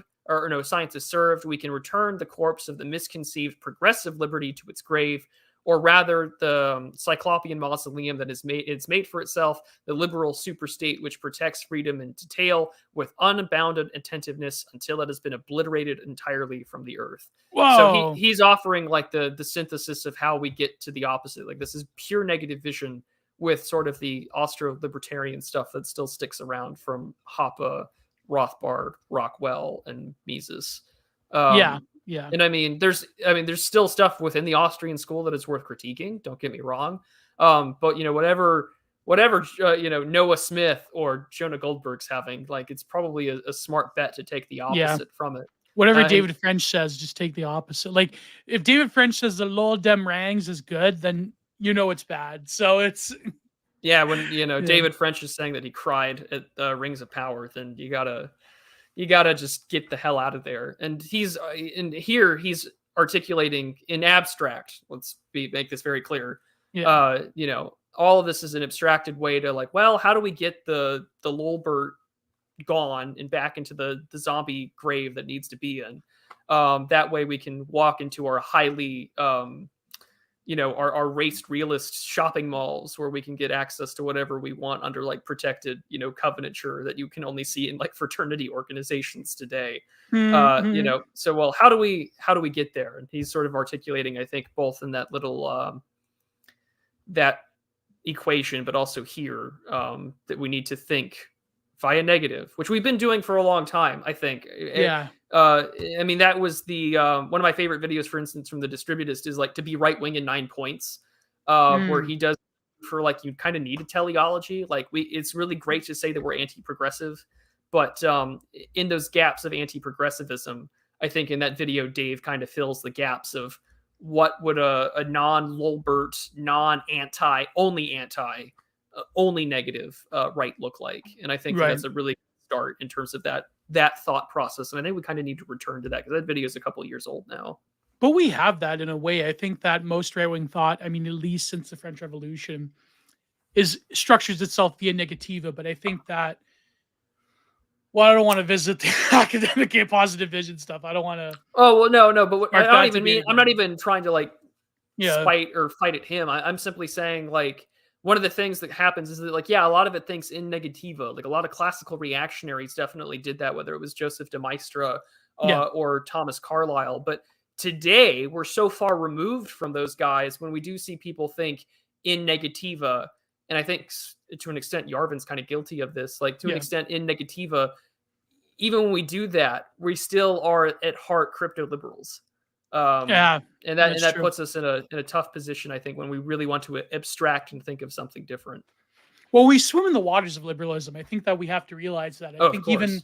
even like something like recently with the incel discourse is sort of like some of it is sort of like the liberal, like maximalist of liberty. Like what can you like quantify or economize as human interaction? Well, it's obviously like that FONOGF, right? Like it's Oh yeah, it's t- like it's yeah. managerial spreadsheetism, basically. Yeah, but applied to human relations between men and women, which I think like certainly some manosphere people are guilty of this. But I think that there is a deeper sort of restorationist notion between the genders that I think we can sort of partially agree on the political right. Um, I don't know. I have a very esteemed Radfem guest coming on Content Minded soon, so we'll see. She's also a fellow Leaf, so we'll see what happens with that one. But I think that another point about the libertarian zombie is I mentioned the post political. I think that their tendency, like the just like the grill pill and other things, um, certainly Ron Paul libertarians had this of like just leave me alone. Politics isn't rather the air we breathe in, but it's something that we have to reconcile with. And it's like it's almost like a selective abandoning of Aristotle within the political right, where it's like, no, you have to realize you are a political being. Politics is something that is a vitalistic force that will always be with us. It's just that our enemies have the gears and mechanisms. And so you immediately see this between Moldbug and Nick Land. I, again, 100% side more with the Landian approach, which is there are many futurities that can crop, that can sort of make their way through the crevices of the current, global liberal regime, democratic world government, whatever you want to call it.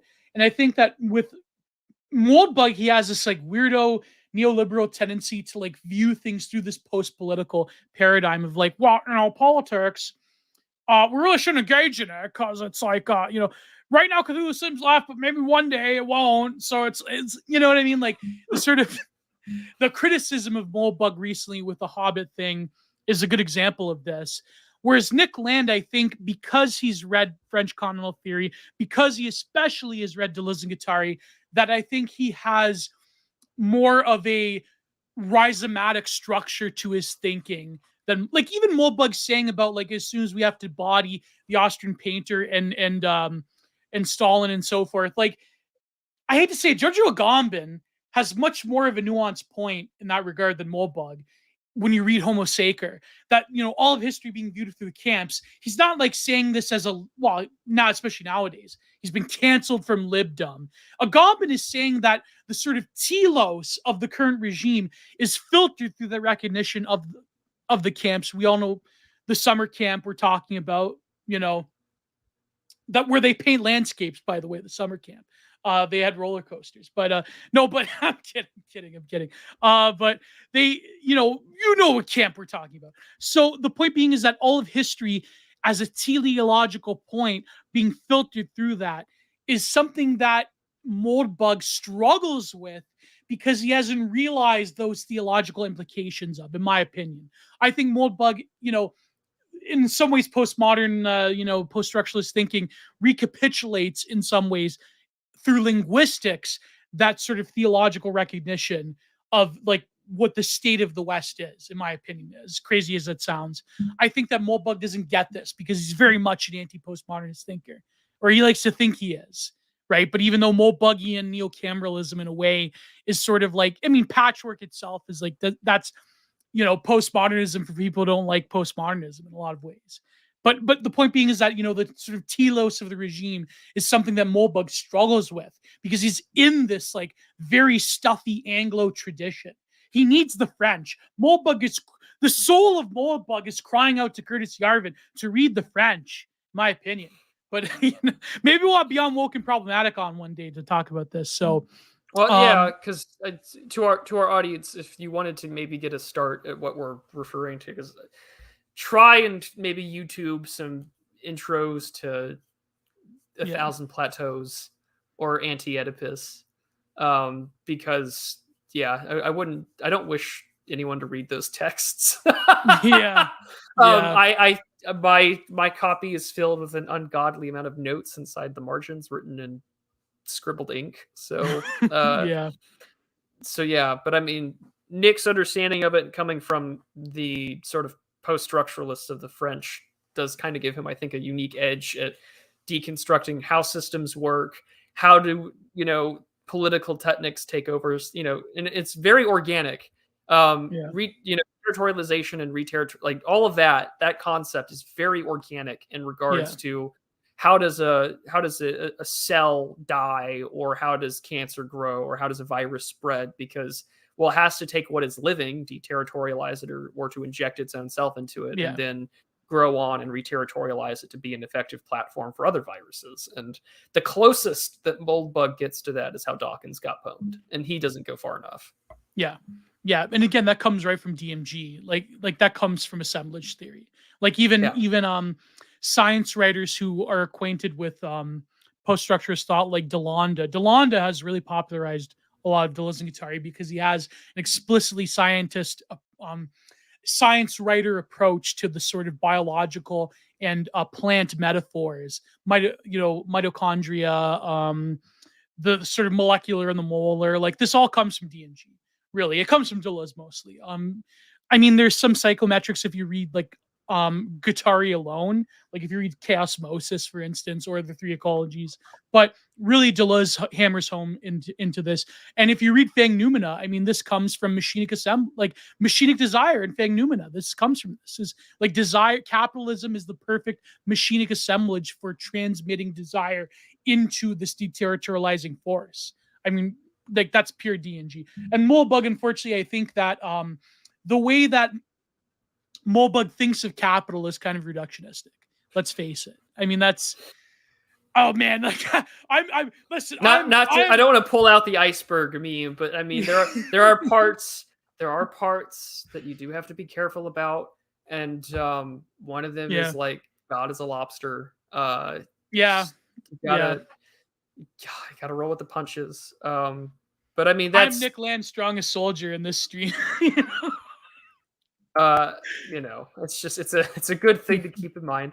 But that's Libertarianism for Zombies, and sort of, I think, a really good complementary essay for anyone to read, and to read alongside when Nick Land uses the zombie apocalypse analogy when he's writing in the Dark Enlightenment. So if you all want to listen to this stuff for yourself, I've put the PDF on Telegram for both Geo and I, so you can go there. Also, Skeptical Waves has both XENOSYTEMS and the Dark Enlightenment on his YouTube channel and playlists. But what's the next essay that you wanted to cover, Geo? Let me do a theory cell one. No, this one. You ain't seen nothing yet, kids. All right, this is Nyan and OOO or OOO, or I don't think, is he talking about object oriented? Ganon and the goo. The gray goo, yeah, there we go. He even way before we uttered it, he said it. That's probably where it comes from. So this is more of a theory. So then I'll read one that talks about being a fasci goy with Triumph of the Will. So we'll go Triumph of the Will. That's a great essay. That we'll read that one. So this is Nyan or Ganon and OOON. So that is, I believe, is that, what is he called? The order. Well, we'll get to it. We'll get to it. But this is where he talks about occultism. This is sort of like the back pages of Fang Noumena, where he talks about Kabbalah. Twitter gets people counting characters and thus numerizing language. In order to a very cases, does this microcultural activity tilt over into the wilder extravagance of exotic Kabbalism or Quabbalism, but it's really Kabbalism. But he has his own like spelling of it he gets from other texts. But a nudge intelligence is not that direct. even when the only question is strictly Boolean. Will this message squeeze into a tweet or not? This is back before when, for those of you youngins, Twitter only used to have 128 characters, not 228 characters. So there you go. So Twitter is an occultic mechanism. Nick Land has confirmed this. This is why he posts. This is why Nick Land posts centaurs on Twitter. He starts them. So, or he used to. I hope he makes his triumphant return to the heaven site soon.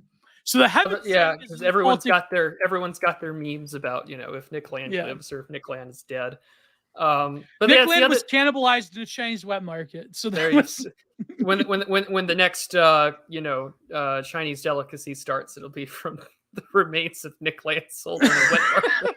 It'll be some kind of cyber pollutant that gets into his bloodstream. Well, but this is what I was telling Stained Haynes the other day, and I'm writing about this. I'm going to reformulate that essay draft I sent you a couple months back, where it's just like, you know, Twitter's occultic. In the same way that there was that great thread about how, like, you know, King Solomon had sealed the so therefore we cannot see and we cannot hear them. You have to enter their plane. Like, psychedelics is the way to, like, commune with the occult and the otherworldly, typically, like, of lesser and demonic Borges has a short story about that, the Zaire, where you have a singular desire. Yeah, but since psychs aren't available to everybody, and let's face it, the evil one still has opportunities to mess with the world and make hell. You know, hell can't be made attractive, but the road to it sure can be. So what do? Well, if you can't have access to, like, peyote or any other kind of psychedelics that you want to, why not just make one via machinery? And so, you know, Twitter and its occultic nature, I think, is a way for us to be mind hacked, to kind of understand that sort of plane of beings. It's like being it's like binaural beats for word cells, in a way. Well, yeah, or like it's like I said, it's digital ayahuasca. It's a transhumanist facsimile of taking mind altering substances. Because why do they hire all of these, like, neurochemical, biochemical, and, like, psychology people at Twitter, Facebook, Instagram, Meta or whatever? Like, all of these guys have the same top tier people who know how to rewire the human mind.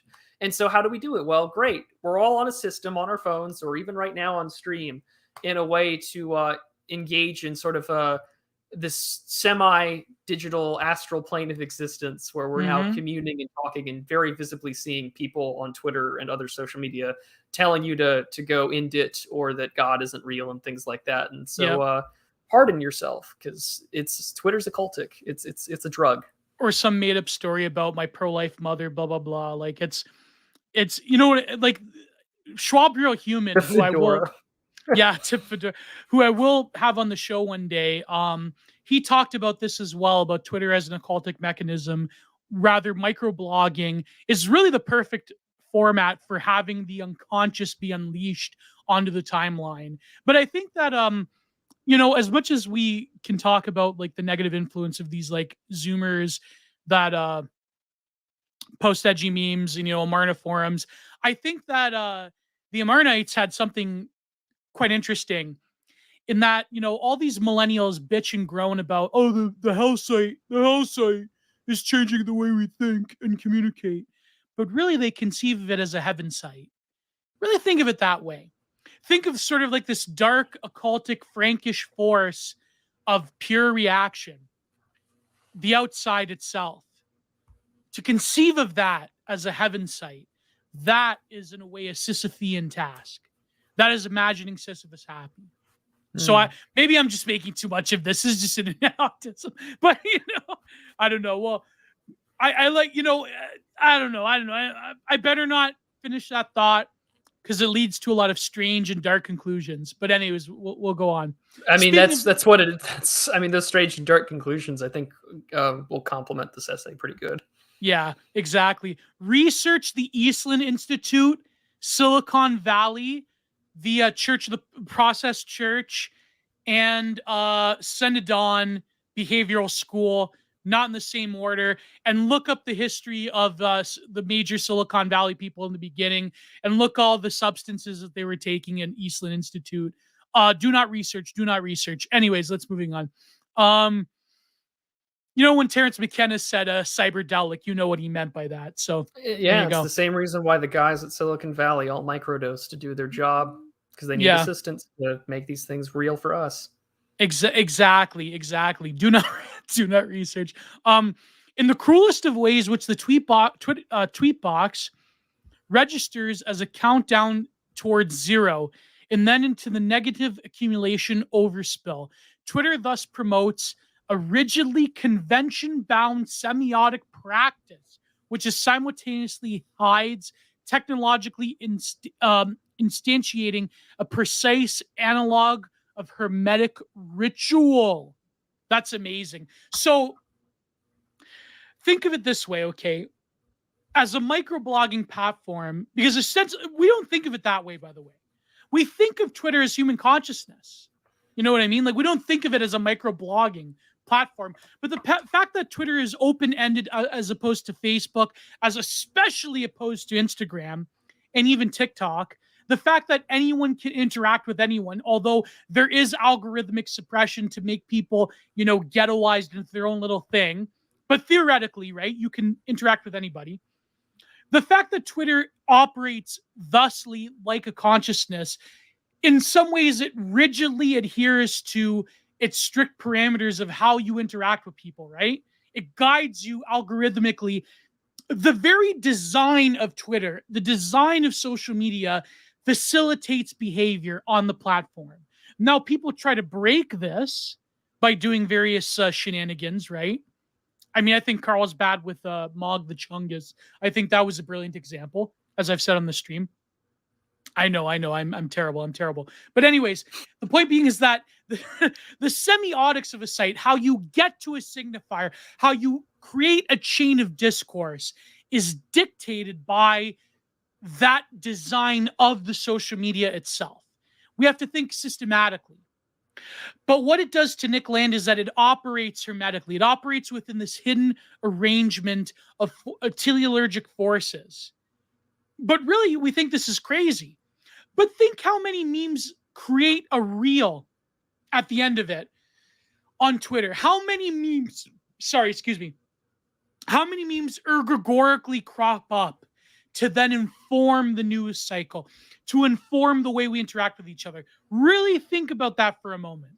Even though, historically it's the smallest user base out of all the big social media companies, but really it doesn't need a huge user base. It doesn't need to be like Plebook. You know what I mean? Where you equate Plebook with your real life, Facebook. Like, that's your real life. No, Twitter does something else. Anyways, moving on. Kabbalism is a science of spookiness, which makes it as a natural companion of any expedition into horror.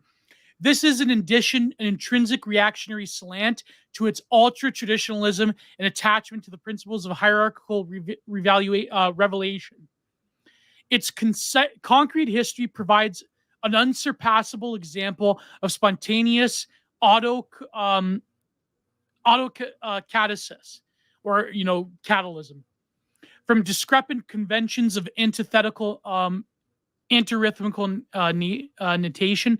This past, however, is restricted to a very preliminary discussion of its most basic intellectual presupposition, as if it had been developed out of the implicit philosophy, which it was not. It would be catexed into making sense against the grain of its essential inclination. So again, this is sort of like, Nick Land thinks of the outside force very much in this Kabbalistic terms. It's very much this sort of, I would say, well, at the root of Gnosticism is basically the Kabbalah. It's sort of like that initiation into this, cultivating the sort of hidden gnosis and knowledge. So within the Abrahamic tradition, the word of God anticipates creation. Insofar, so again, the logos, the word, is what does the creating. Insofar as scripture faithfully records his word, the holy writing corresponds to a level of reality more fundamentally than nature, and one that the book of nature refers, the key to its final meaning. The unfolding of creation in time follows a narrative plotted in eternity, in which history and divine providence are necessarily identical. So again, the word creates that sort of providence of the divine coming into nature. It's exoteric. It is legible. It is in this world. There can be no true accidents or coincidences. The book of creation is legible and intelligible. It can be read and it tells a story. The noisy squabbles between religious orthodoxy and natural science that have erupted in modern times threaten to drown out the deeper continuities of presumption, which frame the rancorous contention between belief and disbelief as our intimate domestic dispute. This is nowhere more clearly illustrated than the declaration attributed to Francis Bacon. My only earthly wish is to stretch the deplorably narrow limits of man's dominion over the universe to the promised bounds. Nature will be bound into service, hounded in her wanderings, and put on the rack and tortured for her secrets. So again, this is the scientist. This is like the basis of scientism, of pure naturalism in Francis Bacon. There is no doubt that nature can speak and has a story to tell. Resisting any temptation that takes sides in this family argument, we refer neutrally to Ganon or Non, nature or nature's God, ignoring all dialectics and departing in any other direction. This distinction can be drawn, does not differentiate between belief and unbelief, but rather discriminates between exoteric and esoteric religion. So again, that's beyond the point. The whole atheism, fedora tipping versus belief, it's irrelevant here. Any system of belief and complementary unbelief that appeals to the universal endorsement is necessarily exoteric in orientation, meaning the outside, meaning like the sort of front face orthodoxy of a belief. Like the Witchfinders or Francis Bacon, it declares war upon the secret.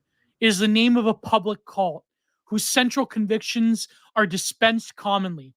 The Pope is the Pope, the Einstein is the Einstein, because the access to truth that it elevates them above other men is in its innermost nature, is the equal possession of all. The pinnacle of understanding is attained through a public formula. This is democracy in its deepest creedal sense. It is exoteric. It is the public-facing orthodoxy. It is that which obliterates the sort of occultic energy underneath. Nature's God is the global democratic order in our current system. This is what he means by the force of non. Is a counterforce, is the esoteric wishing to break through and destroy the exoteric. That is what neo-reaction is to Nick Land. Esoteric religion accepts all of this about exoteric religion. It confirms the solidarity between the doctrinal authorities and the belief of the masses, whilst exempting itself privately from the public occult. So this was the role in ancient religions and mystery cults. You have the exoteric public face of the empire, and beneath it you have the mystery cult, the secret society. That is the esoteric wisdom. That is the small house within the public-facing larger house of wisdom. Whilst exempting itself privately from the public cult, its discreet attention is directed away from the exoteric mask of Ganon itself, or towards the Owen, or occult order of nature. The occult order of nature needs not be kept a secret. It is secret by intrinsic, invaluable nature. A very primitive Kabbalistic excursion should suffice to illustrate this. Assuming entirely hypothetically that supernatural intelligence or obscure complexities in the topological structure of time had sedimented abysmal depths of significance into the superficial occurrences of the world. The book of creation is then legible at the very many different levels, with every random or inconsequential detail of relatively exoteric features providing material for systems of information further down. The depths one excavates into the meaningless chaos of the exoteric communicative substrate, the more uncluttered one's access to the signals of the utter outsidedness. Since one is quick Signalic product, this cryptographic enterprise is irreducibly a voyage, transmutation, disillusionment. So let's unpack this for a moment here, for a minute. It's hard to understand, but well, I've been talking for a long time. Prude, you go ahead. Maybe do you have any thoughts on this? Not yet. There's a bit down here that I was gonna dive into, but Yeah. I mean, this is where you also get the phrase, like the term about like mystery cults of power. But I mean, Land goes far into it deeper than Curtis Yeah. does, because again, this Yeah. kind of requires you to know a little bit about esoteric religion in ways Mhm. that I don't think Darwin could ever really get into, besides talking about cradle Catholics on Red Scare. And that's not an insult to him. It's just like he's very much a materialist atheist. Like this stuff Yeah. does not interest him. Whereas Land kind of understands that whether you want to interpret this Gnostically or just the fact that, oh, you know, there is sort of a deeper outside order to things that exoterically we don't have the best way to understand it, that's available to us, you know, that independent from our own experiences. And so when we try to interpret it, we're left constantly wondering how can that be read. Like when he talks about, Yeah. for instance, like the Book of Creation, it's how we constantly see more and more people returning to, say, Genesis or other origin stories, or even, for instance, like early Judaism had tried Yeah. to make claims that the Epic of Gilgamesh was in fact a confirmation of sort of the Abrahamic creation myth, just from Yeah, and a they have different Shawl perspective. and so forth. Yeah, yeah. Yeah, the holding area, holding ground before, you know, the Messiah comes. So, but to unpack this sort of like the deeper evacuates into the meaningless chaos of the exoteric communicative substrate. So he's thinking in terms of Deleuze and Guattari, he's thinking in terms of sedimentary layers. But you have to realize the main thing about D&G is eminence. It is within this material plane that there are levels that cross into each other, that go deep into each other, that sort of pile up together. But this is within our current material plane. So Nick Land very much is an atheist as well. But he has a sort of recognition that these metaphysics are brought down. No longer is there a metaphysical relation. There's a purely eminental relationship. And of course, Deleuze gets this from Spinoza. Of course, nature's God comes from Spinoza as well. When Einstein says, I believe in Spinozian God, he believes in these forces of sedimentary sort of the exoteric and the esoteric are one together in the same plane of reality. They're not differentiated. There are different layers, there are different sedimentary planes, but they're still within this reach, within this plane of reality. You know, capital represents one of them. So this is where, so Nick Land is carrying on the Spinozian tradition of eminence, that it's nature's God, that it's within this realm. It is no longer a metaphysical distinction. So he's saying that all of this esoteria is within the sort of confines of this vital materialism that Nick Land is getting in, if this really makes sense. So the sort of word and speaking into word from the esoteric, you know, the Book of Creation, that this is all the older form of, like, you know, Western metaphysics. Now Kabbalah, now sort of the sort of hidden gnosis is brought within reach, within our material reality, through things like the machinic force of capital and so forth. This is what Nick Land is getting at. So systems information is like a good example of this. The deep and meaningless chaos, signalic product, this cryptographic enterprise is irreducibly a voyage, transmutation, and disillusionment. Right? So all of this is happening now within our plane of the real. The most thoroughly documented example is the esoteric reading of the Hebrew Bible, which need be only remarked upon here in the most general character, because the Hebrew alphabet serves as both. So again, this is where the numerology of the Kabbalah inspires Nick Land, because he's thinking very much as a systems theorist. He's thinking really as a computer programmer.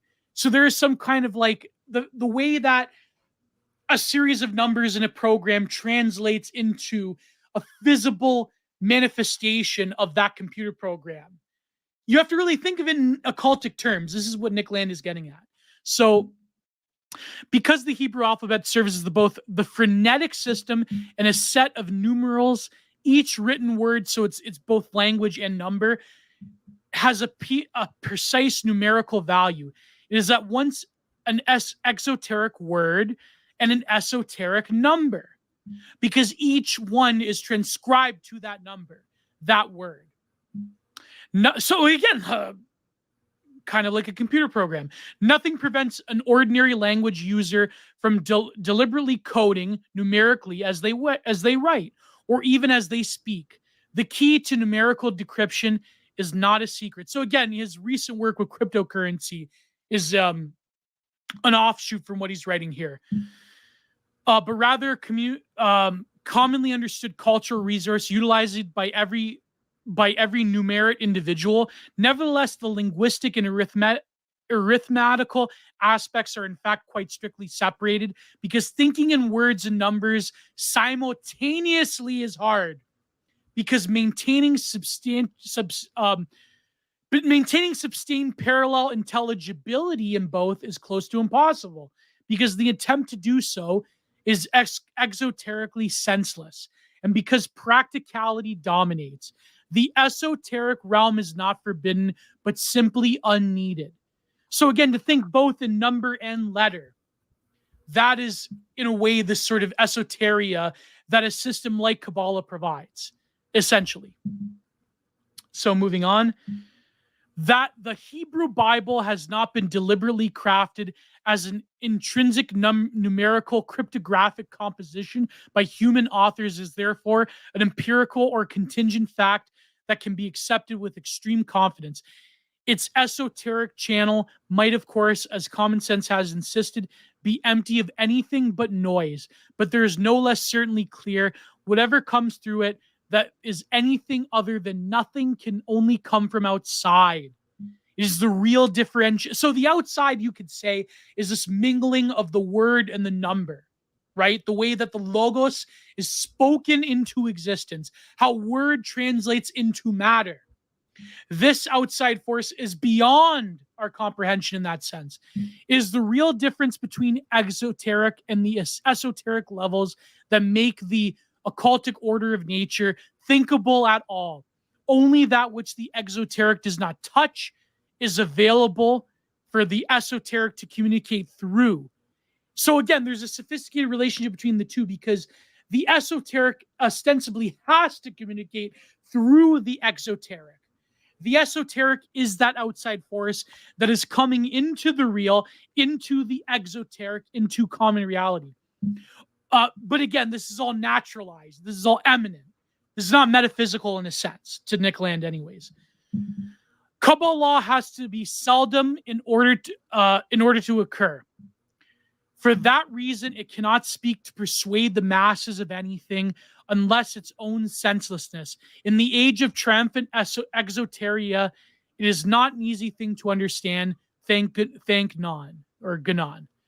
So this, I think, is important to understand, that this is the theoretical framework from which Nick Land gets his reactionary sort of political assertions. This is the sort of building blocks up to the more straightforward telling of his politics. So, yeah, it's a lot to understand, but essentially he's sort of creating this plane of eminence from which reaction can grow, that the esoteric can utilize this sort of outside force. But how we utilize it in some ways, to Nick Land, it's out of our hands. I hate to say it. So, oh God. Yeah, he does both here and in the Quick and Dirty Guide to Acceleration. Nick makes it very clear that there is quite a bit of this that is outside of your control. Yeah. Not to say that Nick advocates for political pacifism or disengagement, but to recognize your limits, that there are going to be things that, again, as this text illustrates, that are going to come from the outside, things that will emanate beyond your control, beyond your understanding, in very occultic-like fashions of interpretation. That's why I think you see, that's partially why I think in a lot of ways there was a lot of emphasis, not even just from certain 26th letter or the certain letter of the alphabet, but not 20. Sorry, my brain is fried. But that letter, right? Yeah. But there was a lot of focus on like the numerology. There even still is now. For instance, when the queen had passed away, there were a lot of people talking about like, oh, it was like 1776 days since Meghan Markle and Harry and all that jazz. It's just like, and I think that's where people try and take knowledge from outside of themselves and try to interpret it from within, and then try and act on it. Which Nick Land is telling you that there's quite a bit here that is going to happen outside of your control. Yeah. Here's a good comment. Post-liberal wideness cell. Islamoduganist China worship is returning to eminent God, pure coping mechanism. Well, I think that another way to understand the mess that I read with that essay is that, in a way, the managerial state is this exoteric expression of eminentized divinity, in that sort of liberal political theology is a force consuming the whole earth, but in a way has to consume the whole earth to not only further itself, but to ensure the sort of teleological providence of what the pure liberal global state is. This is Kojève, and Logo is kind of right about this. This is Kojève, the architects of the European Union, like Kojève. This is the global managerial state, right? The end of history state. That itself is an exoteric expression. That is a religious orthodoxy, sans religion itself, sans metaphysics, right? But this outside force of reaction is breaking through that into an esoteria. So this is what Nick Land means. This is what's leading up to this whole, framing the liberal regime in theological terms. So in a way, you could say that, like, neo-China to Nick Land is sort of like, how can you escape a Western political liberalism, but still embrace as a total state through various controls and biopolitical techniques and so forth, the way that the Chinese state has utilized technology? How can you do that? That is neo-China. It escapes Western liberalism while still retaining its technocratic sort of control. In a way, I mean, I don't know when Nick Land thinks about neo-China now. I mean, we'll see. I mean, when he makes his triumphant return, we'll see. But I think if there was one thing I would love to ask him on that, because he lives there, right? I mean, yeah, he lives in Shanghai. I would love to ask him, have his thoughts on neo-China from meltdown to today. Yeah. Has that changed? What are his views on it? Because I mean, like, our friends over at like the Blood Satellite guys, Dimes and Judas. I mean, Dimes lived in Hong Kong until he got the hell out of there.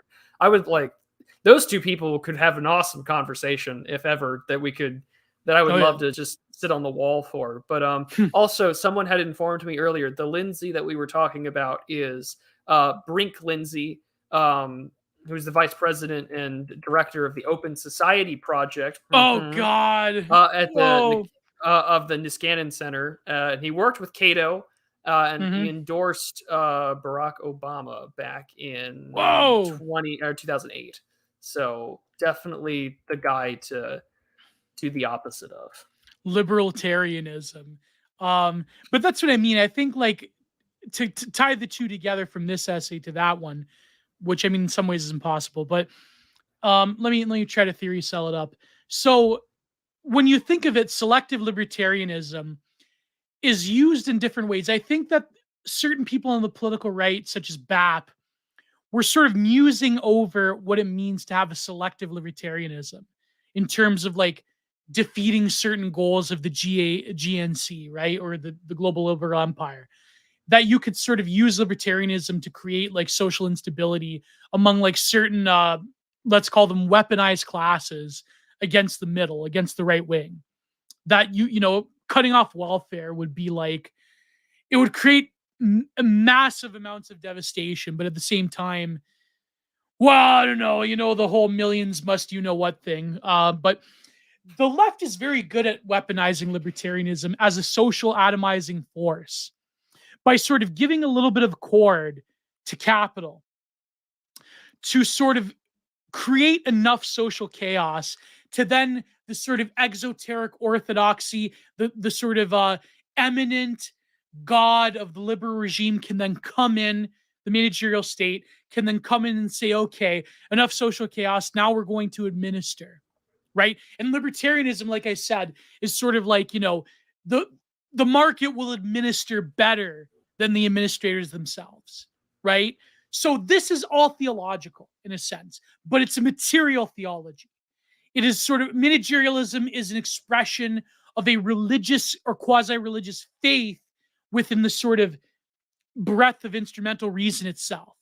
And through that, you can create this sort of church orthodoxy of managerialism, that it can be purified the way that exoteric doctrine in the public eye, that sort of, in Christendom, the sort of perfect biblical interpretation was purified. Of course, it was married to politics and so forth. So this is why the esoteria of Nick Land talking about Kabbalah, because really think of it, let's go back to Twitter for a second. The word and the number come together. The word and the algorithm, the number pushing discourse. And from that word creates a series of ergogores. This is what Nick Land means by ergogores. This is what he means by hyperstition, the fusion of fiction and mythos.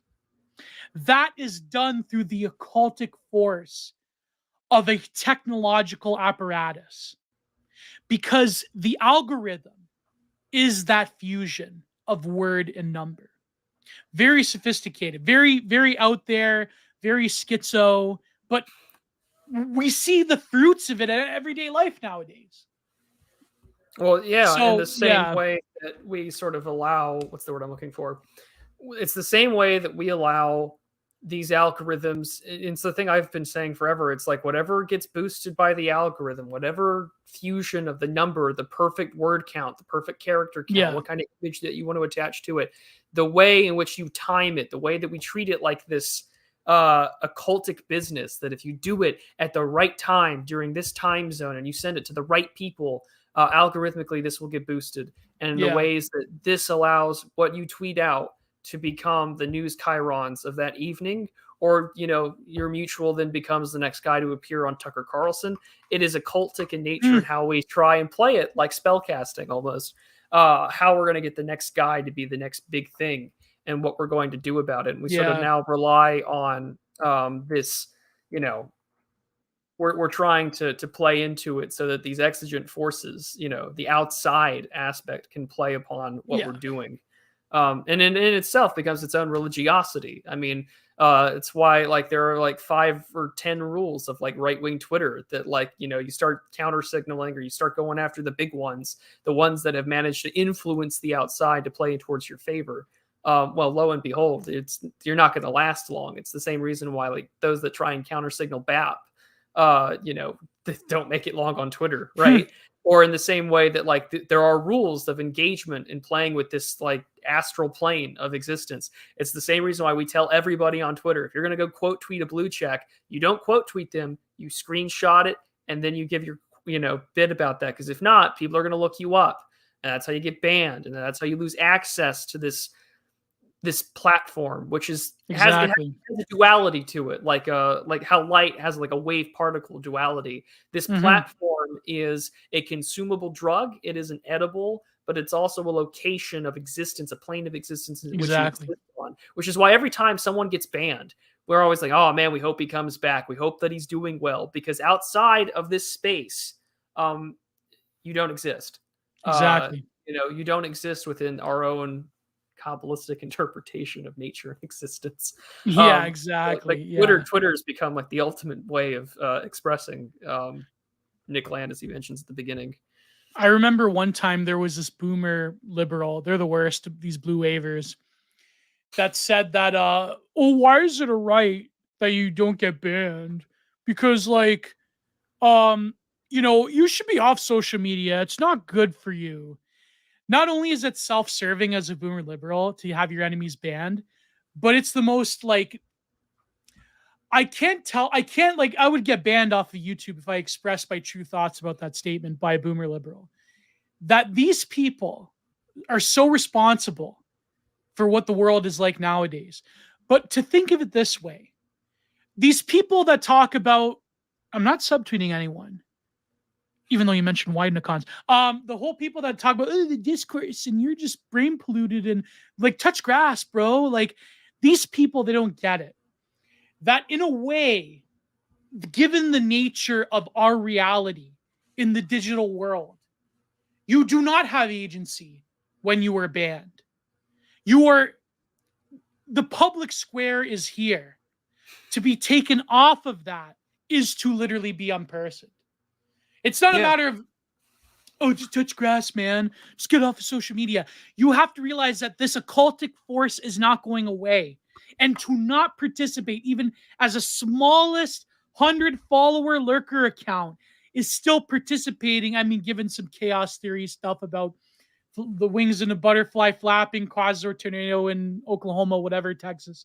The point being is that even that smallest number account, that smallest lurker account, can still create something, can still participate. But this is the sort of parameters of what we're given. This is, by all means, the public space. So to say that, oh, don't worry about being banned, like that's like, who cares? Like, think of it this way. Even today, you talk about Tucker Carlson. A few months ago, Bap Talks, he said, just an aside, he said that in terms of like racial discourse in America, we're approaching Rwanda levels. Right now, today on Tucker, talks about Rwanda. Like, think of it, I mean, there's probably some kind of intern. There's a griper intern manipulating like a puppet, Tucker Carlson. Oh, I mean, even his face doxed, the people that actually do work, they all follow us. Like, that guy was mutuals with me. I don't want to like just name drop people, but it's just like, for instance, some of Tucker Carlson's producers, including the producers of Tucker Carlson Originals, probably follow at least half my mutual list. Yeah. Like, that's just one part of it. And here's the other thing too, though. Like, these are man-made facsimiles of things that we view in terms of religion. And I thought Eric's little comment in the beginning was the algorithm, and the algorithm was God, and the algorithm was with God, sort of making fun of John 1:1.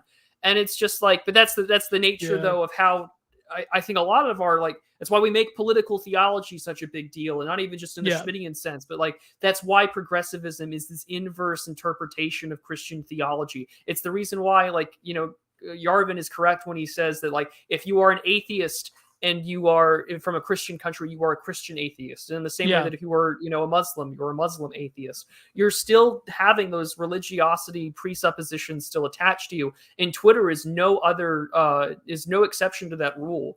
We have a coexistent, consubstantial aspect to the platform itself, which is the algorithm, which has its own will of its own and the sort of Trinitarian concept that it operates under. And in the way of, by combining, as we say, with like Christ becoming the incarnate logos, the word of God in the flesh, like, the algorithm in turn will live or die based upon your actions and judge it kindly to avoid certain naughty words so you can not get shadow banned or deboosted, reply to boosted, and things like that. It's still very much an outside force of our own creation that we have to engage in. Very similar to, like, and again, like how Land talks about via negativa, like all these ways in which we describe what God is by describing what God isn't. Well, the algorithm isn't this. We know that if you do this, like, you're going to get demonetized. And so, like, even the rules that they list out, we do know that you have to go one step beyond the rules, beyond just textual exegesis of like terms of service and conditions to really play the game well. And that's partially why, people like Zero HP Lovecraft and BAP have become the like masters of how Twitter operates, because they know how to go above and beyond and command it in the way that most people can't. Let me read you some of this thesis. Should we go to super chats? Do you want to read more? I don't know. I think maybe we should do a part 2 of this stream because we didn't cover everything. No, if there was one that we could do just a little bit of, it would be the little. It's like a short. It's like 2 pages on discrimination. That one. I think that'd be a good one to end on. Yeah. Because I'm consciously aware of we're now competing with AAs. Oh, are we? Oh, well. Yeah. They're doing the emergency thing because Liz Truss resigned. Yeah, I can't believe it. Truce to the plan, bros. I don't feel so good. All right, discrimination. One more, then we'll go to super chats. Wait, let me see here. Yeah, the one Share with screen. there you go. Here, you read this one because I read. Come on, give it to me, man. Don't do this to me. Wait, I have to. There you go. I have to do it now. There you go. You know what? Just who cares? I'll read it out if necessary. Yeah. Like without the screen share. So this is, if you have the PDF, it's page 89. But discrimination, perfect. So here we go. Brian Kaplan has had two epiphanies, which sum to the conclusion that bad as tribalism is misanthropy is the real problem. His ineradicable universalism betrays him once again.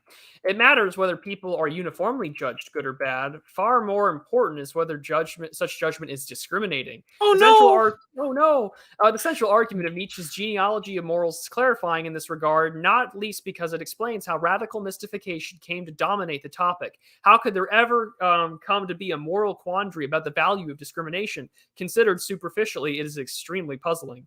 Differentiation between what is good and bad requires discrimination. This is a capability no younger than life itself, which serves as an indispensable function. As soon as there is behavior, there is discrimination between alternatives. One way leads to survival, the other way leads to death. There is nourishment or not reproduction, or not safety or predatory menace. Good and bad, or the discrimination between them, which is the same thing, are etched primordially into any world that life inhabits. Discrimination is needed to survive. The very existence of archaic hominids attests to billions of years of effective discrimination between safety and danger, wholesome and putrid or poisonous foods, good mates and less good or worthless ones. When these elevated apes differentiated between good and bad, appetizing and rotten, attractive and repulsive, they found such discrimination sufficiently similar in essence to be functionally substitutable. When judging that some food item is not good for us, a person is rotten, or the odor of a potential mate is delicious, we recall such substitutions and the primordial sense of discrimination that they affirm. There can be no long-term deviation from the original principle. Discrimination is intelligence aligned with survival. Two contrary developments now present themselves. First, there is a sublimation or sophistication of discrimination, which might be called cultivation. Abstract concepts, modes of expression, artworks, delicate culinary flavors, refined behaviors, and exotic elaborations of sexual selection stimuli, among innumerable other things, can all be subtly discriminated on the ancient scale, supporting on an ever more intricate and extended hierarchy of judgments. The reflexive doubling of this potential upon itself is captured by higher judgment that to discriminate well is good, produces a natural aristocracy. For the first time, there is a self-conscious right. This, at least, is the logical, mystical form. To divide the good from the bad is good. Order, hierarchy, and distinction emerge from an affirmation of discrimination. And every society has the same things they feel is good. I wonder why. Right? Yeah. Oh, gee, it's by denying that certain things are not real. Look at where we are. Yeah. But because the left cannot create, it comes second. It presupposes an existing hierarchy or order of discriminations, which is subverted through a slave revolt in morality. That's what I mean. Like, what do they really want by leveling everything? Like, does they really just want the gray goo? Or do they actually, like the true believers, think that, like, by getting rid of all hierarchy, we're going to, like, exist in some utopia? But what would that utopia look like? I remember going to school, grad school, with a guy who was like into critical animal studies. Is like, I think we should have a post-gender world. That's the ideal. I go, bro, what the fuck does that look like? Sorry, I should be swearing, but like, what does that even look like, a post-gender world? Think of it. You know what it looks like? It looks like Lizzo, but never mind. Never go. But isn't this the thing, though, that this is why I really wish more people read Kierkegaard? Like, the utopia that they're getting at is Kierkegaard's version of the leveling, but in drag.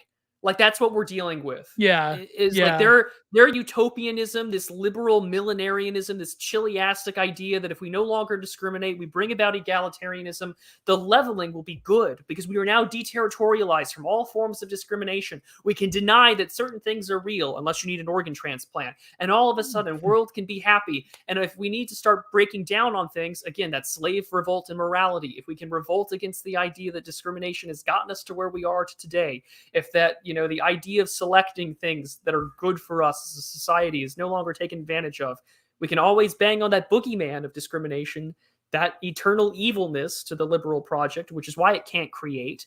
It comes second. It only deconstructs. And here we are, because what comes out of that? Well, what is the eternal devil in the progressive world that wants this like elimination of discrimination, this elimination of barriers, unless it's to serve their own interests? Well, it doesn't matter how many Asian people get beat the crap out of in New York City streets or in subways by black individuals, because it's stop Asian and stop Asian Pacific Islander hate or whatever, stop the AAPI discrimination. Even though the fact that it would force them to consciously acknowledge that, the thing that we're trying to level out, rebel against, is the very thing that has gotten us to where we are. But we'll but the fact that most people believe it is kind of scary. But like this is eternal right-wing politics. But like, this is and again, that's the point that Astral made about to Pedro Gonzalez, is like, you guys will never acknowledge this stuff, and until you do, like, the DR is always going to be here. Yeah. Until notice and move on. Notice and move on from the big like civilizational level issues. And this is where it is. And he says it here. The formula is simple enough. To discriminate is bad. Following this leftist moral perversion, heresy, as second order consequence, those who do not discriminate well, but are in fact discriminated against, must be good. This is where I really do think that like the Nietzschean interpretation of like transvaluation, like the inversion, is accurate, not in maybe like not in the traditional Nietzschean sense of like, well, we've killed the Christian God, or that Christianity is based in a slave morality. It's really liberalism that I think is the best lens to view it through. That whatever flack that the Nietzscheans might want to give me, so be it. But I really think this is the best way to look at it.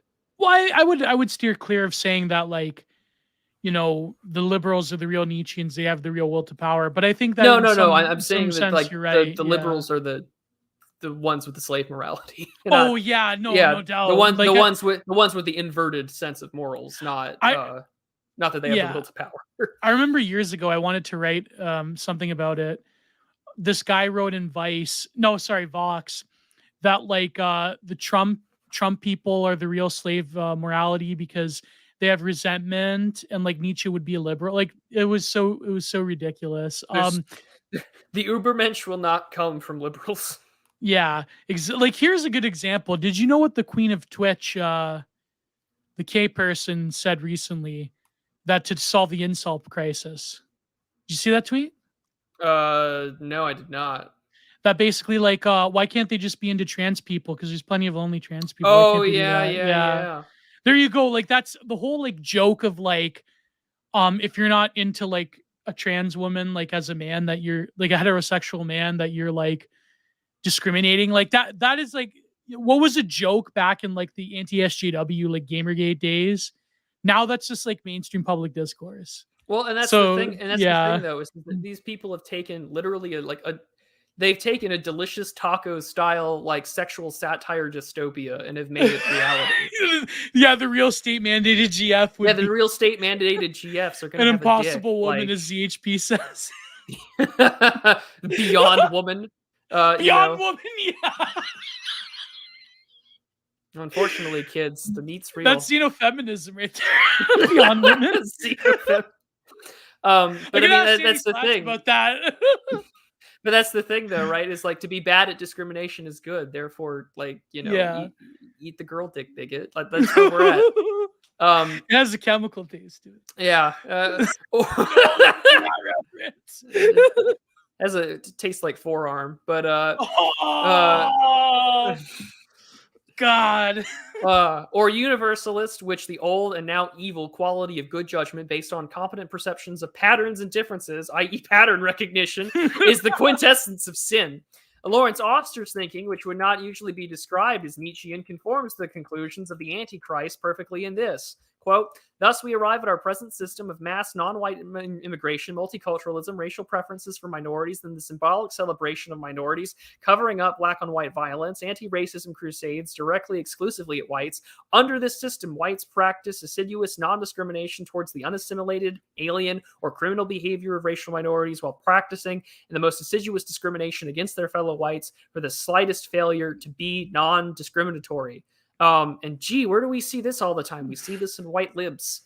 where their liberal, the xenophilia is bisu. through the roof. Yep. This is the system that conservatives variously describe as political correctness or the double standard. However, the point of view of the functioning of the liberal order itself, what conservatives call the double standards, is not a double standard at all, but a fundamental and necessary articulation of a society into non-discrimination and non-discriminated against. An articulation upon the very legitimacy and existence of liberal society depends, Auster's emphasis. Basically, the inversion of traditional hierarchical structures that we require to discriminate. We require the freedom of association to do so. Mm-hmm. And to negate this as some sort of universalist good. We're all just one race, man. You know, it's not real. But also, by the way, I we think need the to have... human rights regime that came about under LBJ is... So I can't do a Thomas voice, but I'm trying to do the Thomas voice. But yeah. But I mean, like it failed. And even when normie cons, and the only reason why normie con, like the Paul Ryan types of the world, the only way they can acknowledge this is by looking at it only through fiscal means. Yeah. They can only say that we've spent over $1 trillion in the war on poverty and we lost. They can't view it for what it is, the inversion of the morality system that has gotten mankind to where it is today, that, oh, by the way, discrimination is good, not just on the issues of ethnic or racial lines, but also in scientific lenses as well. When the University of Michigan's medical school has that whole thing about the Hippocratic Oath, and they don't take that oath, but rather an affirmation of indigenous science and that kind of learned knowledge from non-white Western groups in terms of science, that's good, even though it's probably going to kill me on the operating table. Yeah. And that's where we're at. It used to be that science and medicine were like immune from it because the liberal regime, like they knew they had to like immunize it against its own like poison because or else like people like might actually die. But well, this was the one place that liberals acknowledged race was real. This was the one place where liberals would complain and say the pharmaceutical industry has a systemic problem where most of the drugs that get tested on are white individuals which have a different biology and genetic foreground and structure than say black, you know. All of a sudden now that doesn't matter. Now we don't list race as a background thing when it comes to the organ transplant network list here in the United States. So that's going to cause untold complications. Yeah, like imagine the racial hierarchy with I'm not going to say it because you're going to go into a tailspin, but I wonder if like in terms of like the donation list, if like you're a white man, you're like at the bottom, like you're worse than like a drug addict trying to get a liver transplant. Oh, it's already coming. Like, it's already happening. It's already happening. And what makes it worse, what makes it even worse is that what makes it already happening is that they were talking about trying to implement AI systems into like categorizing these levels. Oh God. And like I remember Millennial Woes talking about it. It's like, you know, like when people complain that AI is racist or machine learning is racist, why? Because it's pattern recognition. That AI is racist. Because it's pattern recognition. And so how do they correct that? They have to institute their own parameters into it. So people like me 10, 15 years down the line, well, I'll be waiting for a long time for the next one if I'm, you know, if we're still around. That's what I said to Y Dog. I'm like, the AI, like computer nerds, like they don't really care about like the artists getting their like work content thefted, like getting stolen essentially by the AI. They care about racism and like the AI not being racist. That's what they care about. Not that like artists are going to like basically be destroyed by the like, you know, by the auspices of these like tech nerds. No, it's like racism is the only thing that matters, which is funny because like most like the vast majority of artists are like libs themselves. But then it's like, yeah, there you go. Moving on. Yeah, well, that's the thing is that the artist, like outside of a few guys, like the artist has to virtue signal because that's their own occultic version of being seen. For outsideness to be their god and to bring them out front. But this ends pretty quickly here. The racial pretext for this righteous diatribe is not incidental given the prevailing sense of discrimination in left-edited languages. Caution is required, however, precisely because vulgar racism is insufficiently discriminating. Need hyper racism or super racism. Is that what Nick Land calls it? Super racism or I think so. Hyper racism. I think hyper racism. All generalization lurches towards the not universal. Yeah, no, you can't be wholesome chungus racist. You have to double down. It's amazing. Wholesome chungus racist is like amazing how tolerant the racist community is. Like that's like wholesome chungus racism, but you know. Yeah. Read the forums. All generalization lurches towards the universal. The abstract principle of leftism is, in any case, for more general. The trend towards the left absolute is entirely clear. The pre-programmed no state of human existence can possibly be any better or worse than any other, and only through recognition of this can we be saved. Do you sinfully imagine that it is better to be damned soul-like Nietzschean than an obese, leprous, slothful, communist cretin, or worse still, in Brian Kaplan's world, that one might design an immigration policy on this basis? Whoa! IQ shredders and bioleninism, anybody? Then your path to the abyss is already marked out before you. It does not take an exceptional mastery of logic to see the inextinguishable contradiction in leftist thought. If discrimination is bad and non-discrimination is good, how can discrimination be discriminated from non-discrimination without grave moral error? This is the opportunity for rightists' entertainment, but not for solace. The left has power and the absurdist mysticism on its side. Logic is for sinners. Whoa! And that's the thing that what is it that Steve Saylor said, that political correctness is just a war on pattern recognition. Here we are, ladies and gents, and this Christianity inversion, this inversion of what of the Christian faith that we see now in progressive, and I will say this though, it's kind of like deism, where it's just like, well, there's no miracles here, guys, but there are these moral precepts that we have to follow to, and these moral precepts tell us that discrimination is bad, therefore we have to topple everything that made us who we are. Do not research the 1790 Immigration Act of the United States, but here we are, right? Yeah. The thing that got mankind to where it is now being thrown out the window, and that's the civilizational bottleneck of the West, is that this is what is incentivizing zombie apocalypse, is that we have to acknowledge that the end project of the liberal result, equality, fraternity and all that sort of stuff. Well, this is where it got us. We just expanded that project in a universalist fashion. You know what's crazy though? Final point would be about the zombie apocalypse is even like The Walking Dead, it has its last season, right? I only watch it because of my mother. What's funny is that all the people that they fought against, this like multicultural badass, post Rick Grimes, like order group from Alexandria, whatever, that the people they fight against were right. The governor was right. Negan was right. This new the new place they're at, they were right. They went into there and they ate up that society and they rebelled like a cancer cell. So the whole writing staff doesn't realize that their wholesome Chungus, multicultural, multisexual group of rebels, that they in fact were destroying the only hope humanity has by being like, oh, this place is oppressive, man. We have to get out of here. They eat up these groups like a cancer and they leave. That's The Walking Dead. Even their vision of a post-apocalyptic utopia is thwarted by the fact, I hate to say it, but the whole logic of The Walking Dead is flawed. Because they're the problem. They're the problem. It wasn't Negan. It wasn't the governor. It wasn't the cannibals. It wasn't this new person. It's them. What is the kicked out of 109 post-zombie communities? Why? That's terrible. That's terrible. You know what makes me laugh about all of this though is that the Walking Dead showrunner is named Angela Kang. Yeah. Oh well. Yeah, persecuting made the demographic stronger. Hopefully it'll make us stronger, strong. Yeah, there you go. Anyways, moving on to super chats. We didn't get to all of them. Maybe we'll have to do a part 2. No, we'll definitely have to come back to this. Yeah, I know people are going to the AA stream, so I'm just gonna scroll up to the super Mr. chat. Patchouli, holy shit, Geo solved The Walking Dead. Why did I watch 20 seasons? They're the problem. They're the problem. Maggie is the problem. Daryl's the problem. Eugene's the problem. Even Rick Grimes himself was the problem. Negan did nothing wrong. The governor did nothing wrong. This new person did nothing wrong.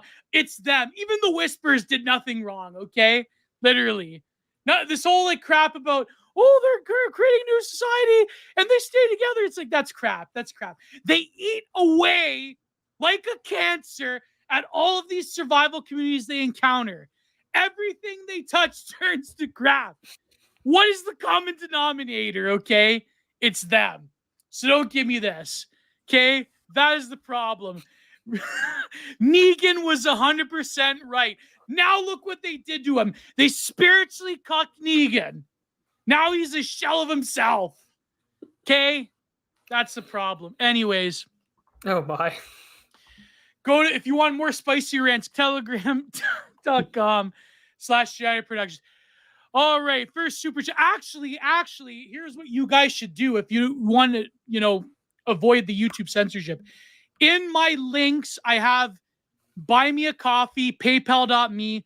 I have received a $13 PayPal donation, PayPal.me/Giant Productions. Or is it just Giant U or Giant Productions? It's in the link in the bottom. This comes from Khalifa, Khalifa. Love you, Geo. Keep being the wholesome base chungus that you are. Thank you very much for $13. Thank you so much. Then oh my God, $50 from Ladislas, another great stream, boys. Thank you very much. He's our big fish donor for me and Prudentialist. Thank you, my boy. That is amazing. $50. Let's go. Thank you very much, my friend. I'm eternally grateful. But anyways, this is the top. This is the first donation. This is from for $5. Son of Hoster. Excited for the stream. Land is one of the authors I found difficult to understand. Thank you very much. Hopefully this clarified a few things, my friend. So me and Prude are very grateful for $5. And for Armin Starfish, this is SEK. Is that Crooner? I could not find out real quick. That's Swedish. I think so. I eat all the soy so I can fill in my mouth. I believe that is a $5 donation. Yeah, it's Swedish krona. Yeah, is that $5 donation? 50? I think. Pretty sure. Yeah. SEK to you. I'm just gonna do it to USD. Yeah. Let's see. Yeah, that's about $5. Thank you, my friend, for the $5 in Swedish krona. I ate all the soy I can fill my mouth. I love the fact that it's also a PFP of JC Denton. Yeah, I know. Hey, that's me. I eat all the soy I can fill in my mouth. Yeah, that's very good. Thank you, my friend from Sweden. Swedenistan. That's such an old conservative meme, Swedenistan, like that's not even, I don't know, has the Muslims become like liberals now in Sweden? I hate to say it, but they've got their own political party, which is why everyone's wow. Oh, the Swedish Democrats, the far right's on the right. Well, it's just because they have their own ethnic bloc now. Yeah. Based Islamoduganism in Sweden? I'm kidding. They've caused a lot of problems to me. I'm not going to joke about that. But anyways, for Reprobus, our good friend Reprobus, dear Geo, what mean important parts of creating a personal persona aesthetic for an artist online? Well, I think that you have to brand yourself.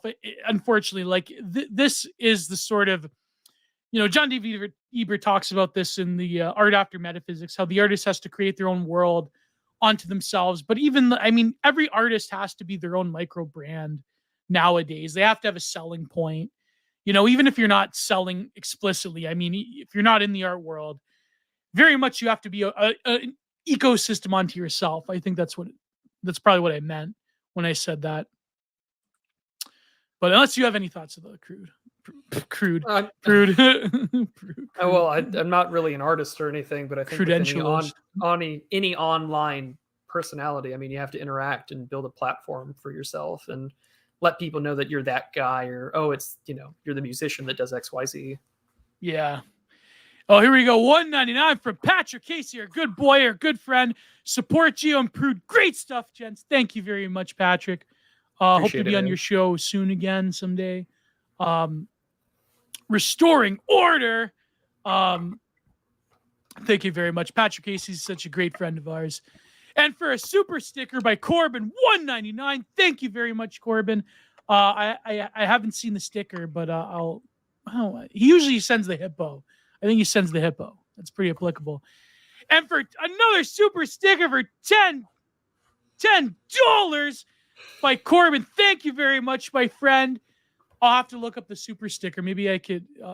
Let me look. Do that via studio monetization. Yeah, there we go. Creator Studio. Wait, it'll take me 2 seconds. So this is Prudentialist monetization. Let's see. Supers. Where is it? You'll see all of them, but yeah. Oh, it's a heart, and it's what is that? What is a squirrel? A pony? Something like that. It's like it's some kind of creature. It kind of looks like My Little Pony. I can't see it, but if it is, thank you very much for $10. And we have from Based Italian Man. Let's see. Where is it? Based Italian Man. Where are you? Based Italian Man for $6, $6.99, almost $7. Tuning in late here, Reaction Social Media. I'm reminded of a book I read in college, The Swarm by Byung-Chul Han, which maybe I'll review in Generate Views one day. I know people wanted me to review The Burnout Society. I know Ace recommended that. I have Burnout Society. I've read it, but maybe I'll do a review of it. Great stream. Keep it up. Thank you very much, Based Italian Man. And finally, for $50, as I've already said, Mazulis, our good friend. Wait, where is it? Let me find it. You got one more after him, by the way. And we have one more after him. Yeah, there we go. For $50, another great stream, boys. Thank you very much, my friend. Thank you. Eternally grateful for a big fish patron. And finally, for Cringe Walker, another regular patron, a good friend of ours, Prude Zombie Enjoyer versus Geo-Survivalist Noticer. Yes, exactly. I mean, this is a controversial take, but in The Walking Dead, do you think when the majority of human population has been devastated, that there would be fertile age young women choosing to be lesbians? Do you think that would happen? I don't know if that would happen. I'm not saying anything. I mean, that's sort of why everyone also had their big fucking hullabaloo, besides the character assassination in The Last of Us Part 2. But it's just like, yeah, all right, Druckmann, we're gonna put the writer's thinly veiled fetish on of a same-sex relationship with where we reference a certain event that happened in the 1940s in the midst of a civilizationally ending zombie apocalypse. But oh no, man, we got to get our like the certain another word for damn that they have to plug in there. Yeah, but I mean exactly. that's the thing about all, and like we saw that too. Like it's like what the first 2 or 3 episodes of the first season of The Walking Dead where they meet Daryl's brother, and he's just like, there are no N-words anymore, and I was like, pretty sure that there are. Like pretty sure that like people are going to discriminate extra harder in an apocalypse. But the in-group will matter way more. Like it's just stupid. It's just like the fact that like.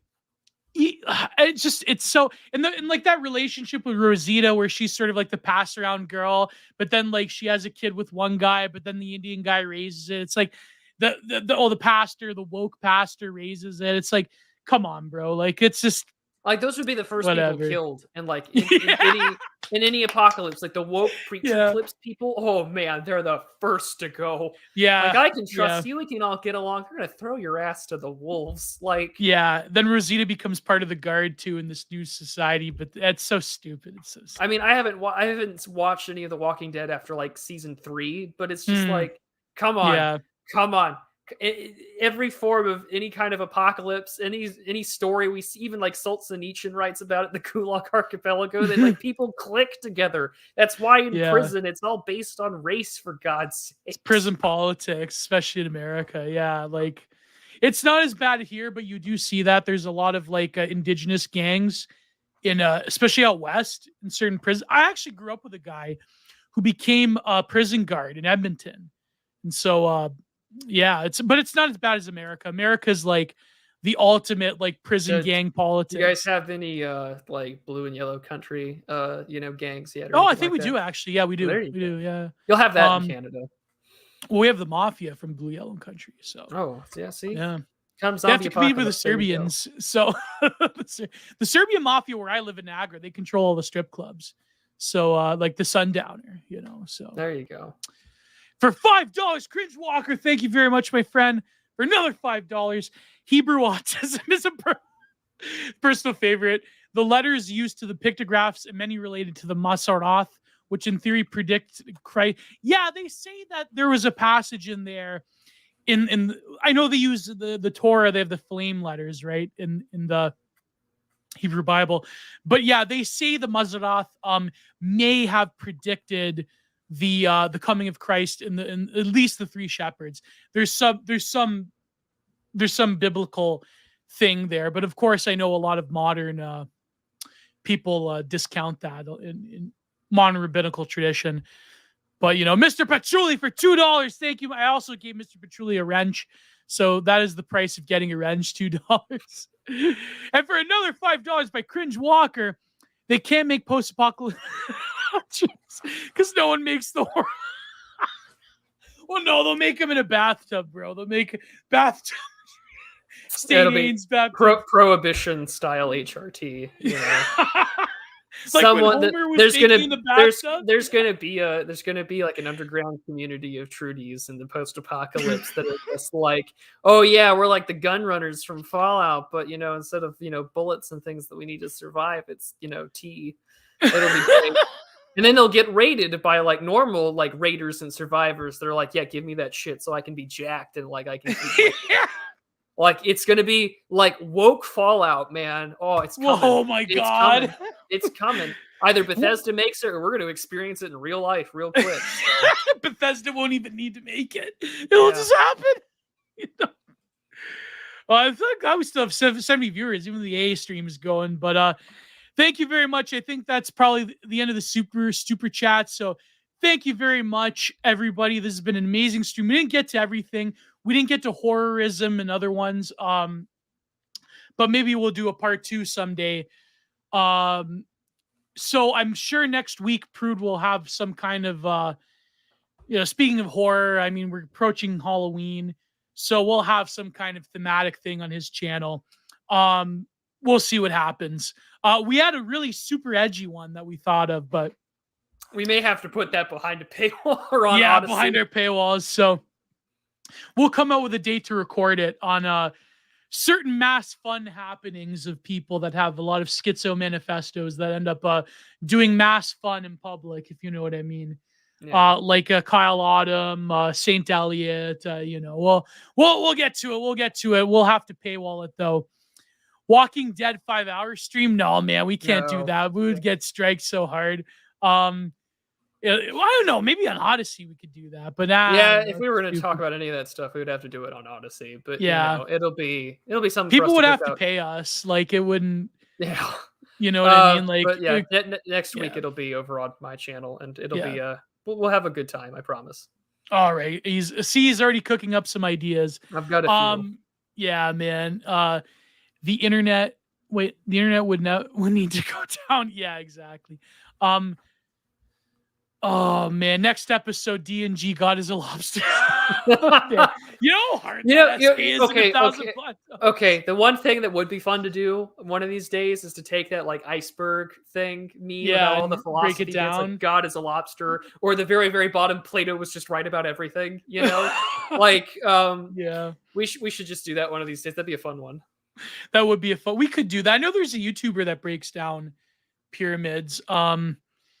I'd love to make the case for Neganism. No, Negan was 100% right. I think that Negan is the only one who had the will to power that through his personality cult and through the sort of de-individualization of each of the survivors, I think Negan was probably the only one who was capable of taking on the Whisperers, in my opinion. And the fact that they just destroyed Negan and they made him into a groveling little simp, and now he's got like a woke black girlfriend who's pregnant. Like, it's just like, it's terrible. Like Negan should have, like, unironically, he could have just gotten rid of all of them. If only he knew when he redacted Glenn and Abraham. If only he knew, he would have whacked all of them, in my opinion. He could have cut out the cancer once and for all. Negan had the true Nietzschean overman will to power. So there you go. And look what they reduced him to. It's terrible. Thoughts about Taoism. I wrote a whole thesis on Taoism in grad school. So we'll see if that ever released that. We're living on easy streets here. How Negan betrayed his race and civilization. Exactly. That dropped to 0. Harem. He had a harem of white Slavic Aryan mistresses. Come on. Look what they did to Negan. My God. He had a harem of giga queens. And just, you know what? Just cut the stream. It's over. Walking Dead, bro. Well, we're near Halloween, so it's over, zombie bros. It's over, zombie bros. Next week, final shilling. Go to the Stain Haines page. Go to my Patreon for the full 5 hours of Stain Haines. Amazing. Patreon.com/Giant Productions. You all follow me on Twitter, at Giant Geo. Go to my Telegram. Everything's Giant Productions, PayPal.me, you name it. Give me your money or manual typewriter. Produce the final shilling, bro. Go to Subscribestar / the Prudentialist for all of your for all of your extra content, geopolitical needs. So there you go. Yeah, man, so I gotta find a better catchphrase for you, bro. I'm working on one as well. But so tomorrow I'm gonna have an article out on Substack, so you can always find me at theprudentialist.substack.com. All of my links are down below on findmyfriends.net. This Saturday at 2 p.m. Eastern, the geopolitics of my channel starts off again with a debut episode of Prudent Observations, taking a look at nuclear weapons and the history of that sort of impact geopolitically and applying it to the very real situation of what's going on in Russia and Ukraine. On top of that, we will also be having some upcoming stuff. I'm going to be talking to Isaac from the Carousel pretty soon. So some really good stuff coming up there real quick. And then, of course, if you're not following me on Twitter, always just find me there at Mr. Prudentialist on Twitter. I'm very close to 10K. I'm very close. I can feel the energy. So let's go ahead and pierce that 10K threshold. That is my Everest for right now. But we'll be live next week, next Thursday on my channel. I already have a few ideas that are cooking. I think you guys will very much enjoy it. And then I'm going to do some fun, spooky stuff for you guys pretty soon. So stay tuned, and we'll see you all next time. Thank you. And also, next week on Content Minded will be the So-So episode. It's going to drop. It's going to be amazing. Thank you all. God bless. Goodbye. Mwah. Too sweet. Taking that too sweet back from Kevin Nash, who is now a lib, unfortunately. But well, yeah, how mighty have the great fall, has the greats fell. So anyways, thank you all. God bless. Goodbye.